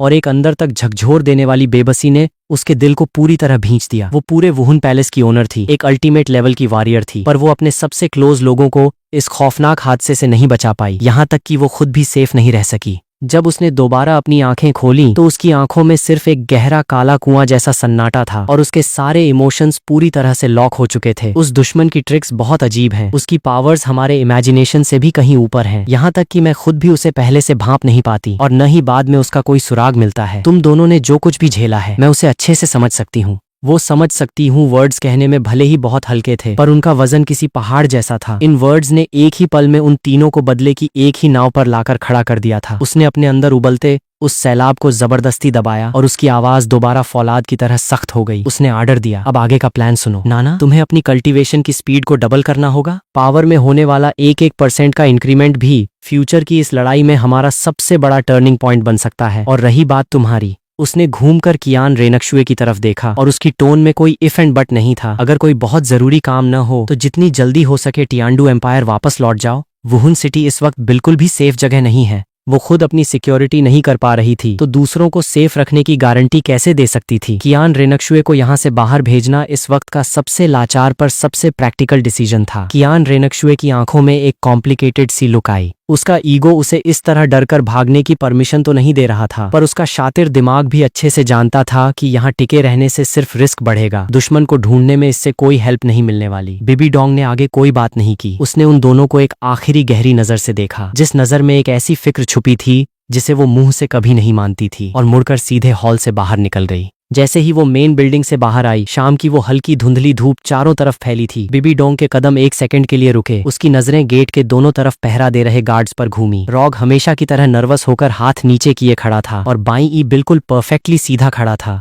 उसकी नजरें सीधे सामने टिकी थीं। ये दो मामूली सोल एम्परर गार्ड्स उसकी नजरों में रास्ते में पड़े किसी पत्थर जैसे ही थे, जिन पर एक सेकंड के लिए भी ध्यान देने का कोई मतलब नहीं था। उसे सपने में भी कैसे अंदाजा हो सकता था कि जिस शैतान ने पूरे वुहुन पैलेस की रातों की नींद उड़ा रखी है, वो इस वक्त बिल्कुल सीधे उसके सामने ही खड़ा है। बीबी डोंग बिना कोई एक्सप्रेशन दिए अपने सर्वेंट्स के साथ वहां से निकल गई और उसकी परछाई देखते ही देखते कॉरिडोर के एंड में गायब हो गई। चेकपोस्ट पर खड़ा बाईं ई जब तक उसकी परछाई पूरी तरह नजरों से ओझल नहीं हो गई तब तक एकदम सीधा रहा, और उसके बाद उसने बहुत ही बारीक तरीके से अपनी सांस को नॉर्मल किया। अंदर रूम के अंदर अब सिर्फ कियान रेनक्शुए और हुलियना बची थीं। दोनों एकदम चुप थीं। खिड़की के बाहर रात का अंधेरा पूरी तरह छा चुका था और लाइट्स की उस ठंडी रोशनी में सिर्फ एक कभी न खत्म होने वाला दम घुटने वाला सन्नाटा और बेबसी ही बची थी। और साथ ही उनके सिर पर मंडरा रहा था वो टाइम का इनविजिबल साया, जिसके दोबारा आने का टाइम किसी को नहीं पता था। सेंट पैलेस के आउटर एरिया में ईस्ट कॉरिडोर के एंट्रेंस पर रात की हवा धीरे धीरे चलने लगी थी, जिससे माहौल में एक हल्की सी ठंडक आ गई थी। बाई ई उस गहरे होते अंधेरे के बीच खड़ा था। उसके आर्मर पर लगी लाइट्स की ठंडी रिफ्लेक्शन चमक रही थी। उसकी नजरें एक बार फिर से सीधे सेकंड फ्लोर के उस ब्राइट बेडरूम की खिड़की की तरफ उठ गईं और उसकी आंखों की गहराई में उस पिछले एडवेंचर के मजे, एक अजीब सी बेचैनी और एक बेहद शातिर प्लान की चमक दोबारा से जाग उठी। पिछले हादसे को बीते अभी कुछ ही दिन हुए थे और आज बीबी डोंग के इस सीक्रेट विजिट से उसे साफ हिंट मिल गया था कि पोप को भी अब कियान रेनक्शुए और हुलियना के साथ हुए उस वाकये का पूरा पता चल चुका है। पर उन सब जानने वालों की ठीक नाक के नीचे दोबारा से उसी गेम को खेलने का जो थॉट था, वो अपने आप में ही उसे एक अलग लेवल का किक और मजा दे रहा था। इस सीरीज की स्टोरी अभी यहीं तक पब्लिश हुई है। जैसे जैसे एपिसोड आएंगे तो मैं इसका नेक्स्ट पार्ट लेकर आऊंगा। तब तक के लिए सोक्स गेमर चैनल को सब्सक्राइब कर दो ताकि नेक्स्ट पार्ट का नोटिफिकेशन मिस ना हो।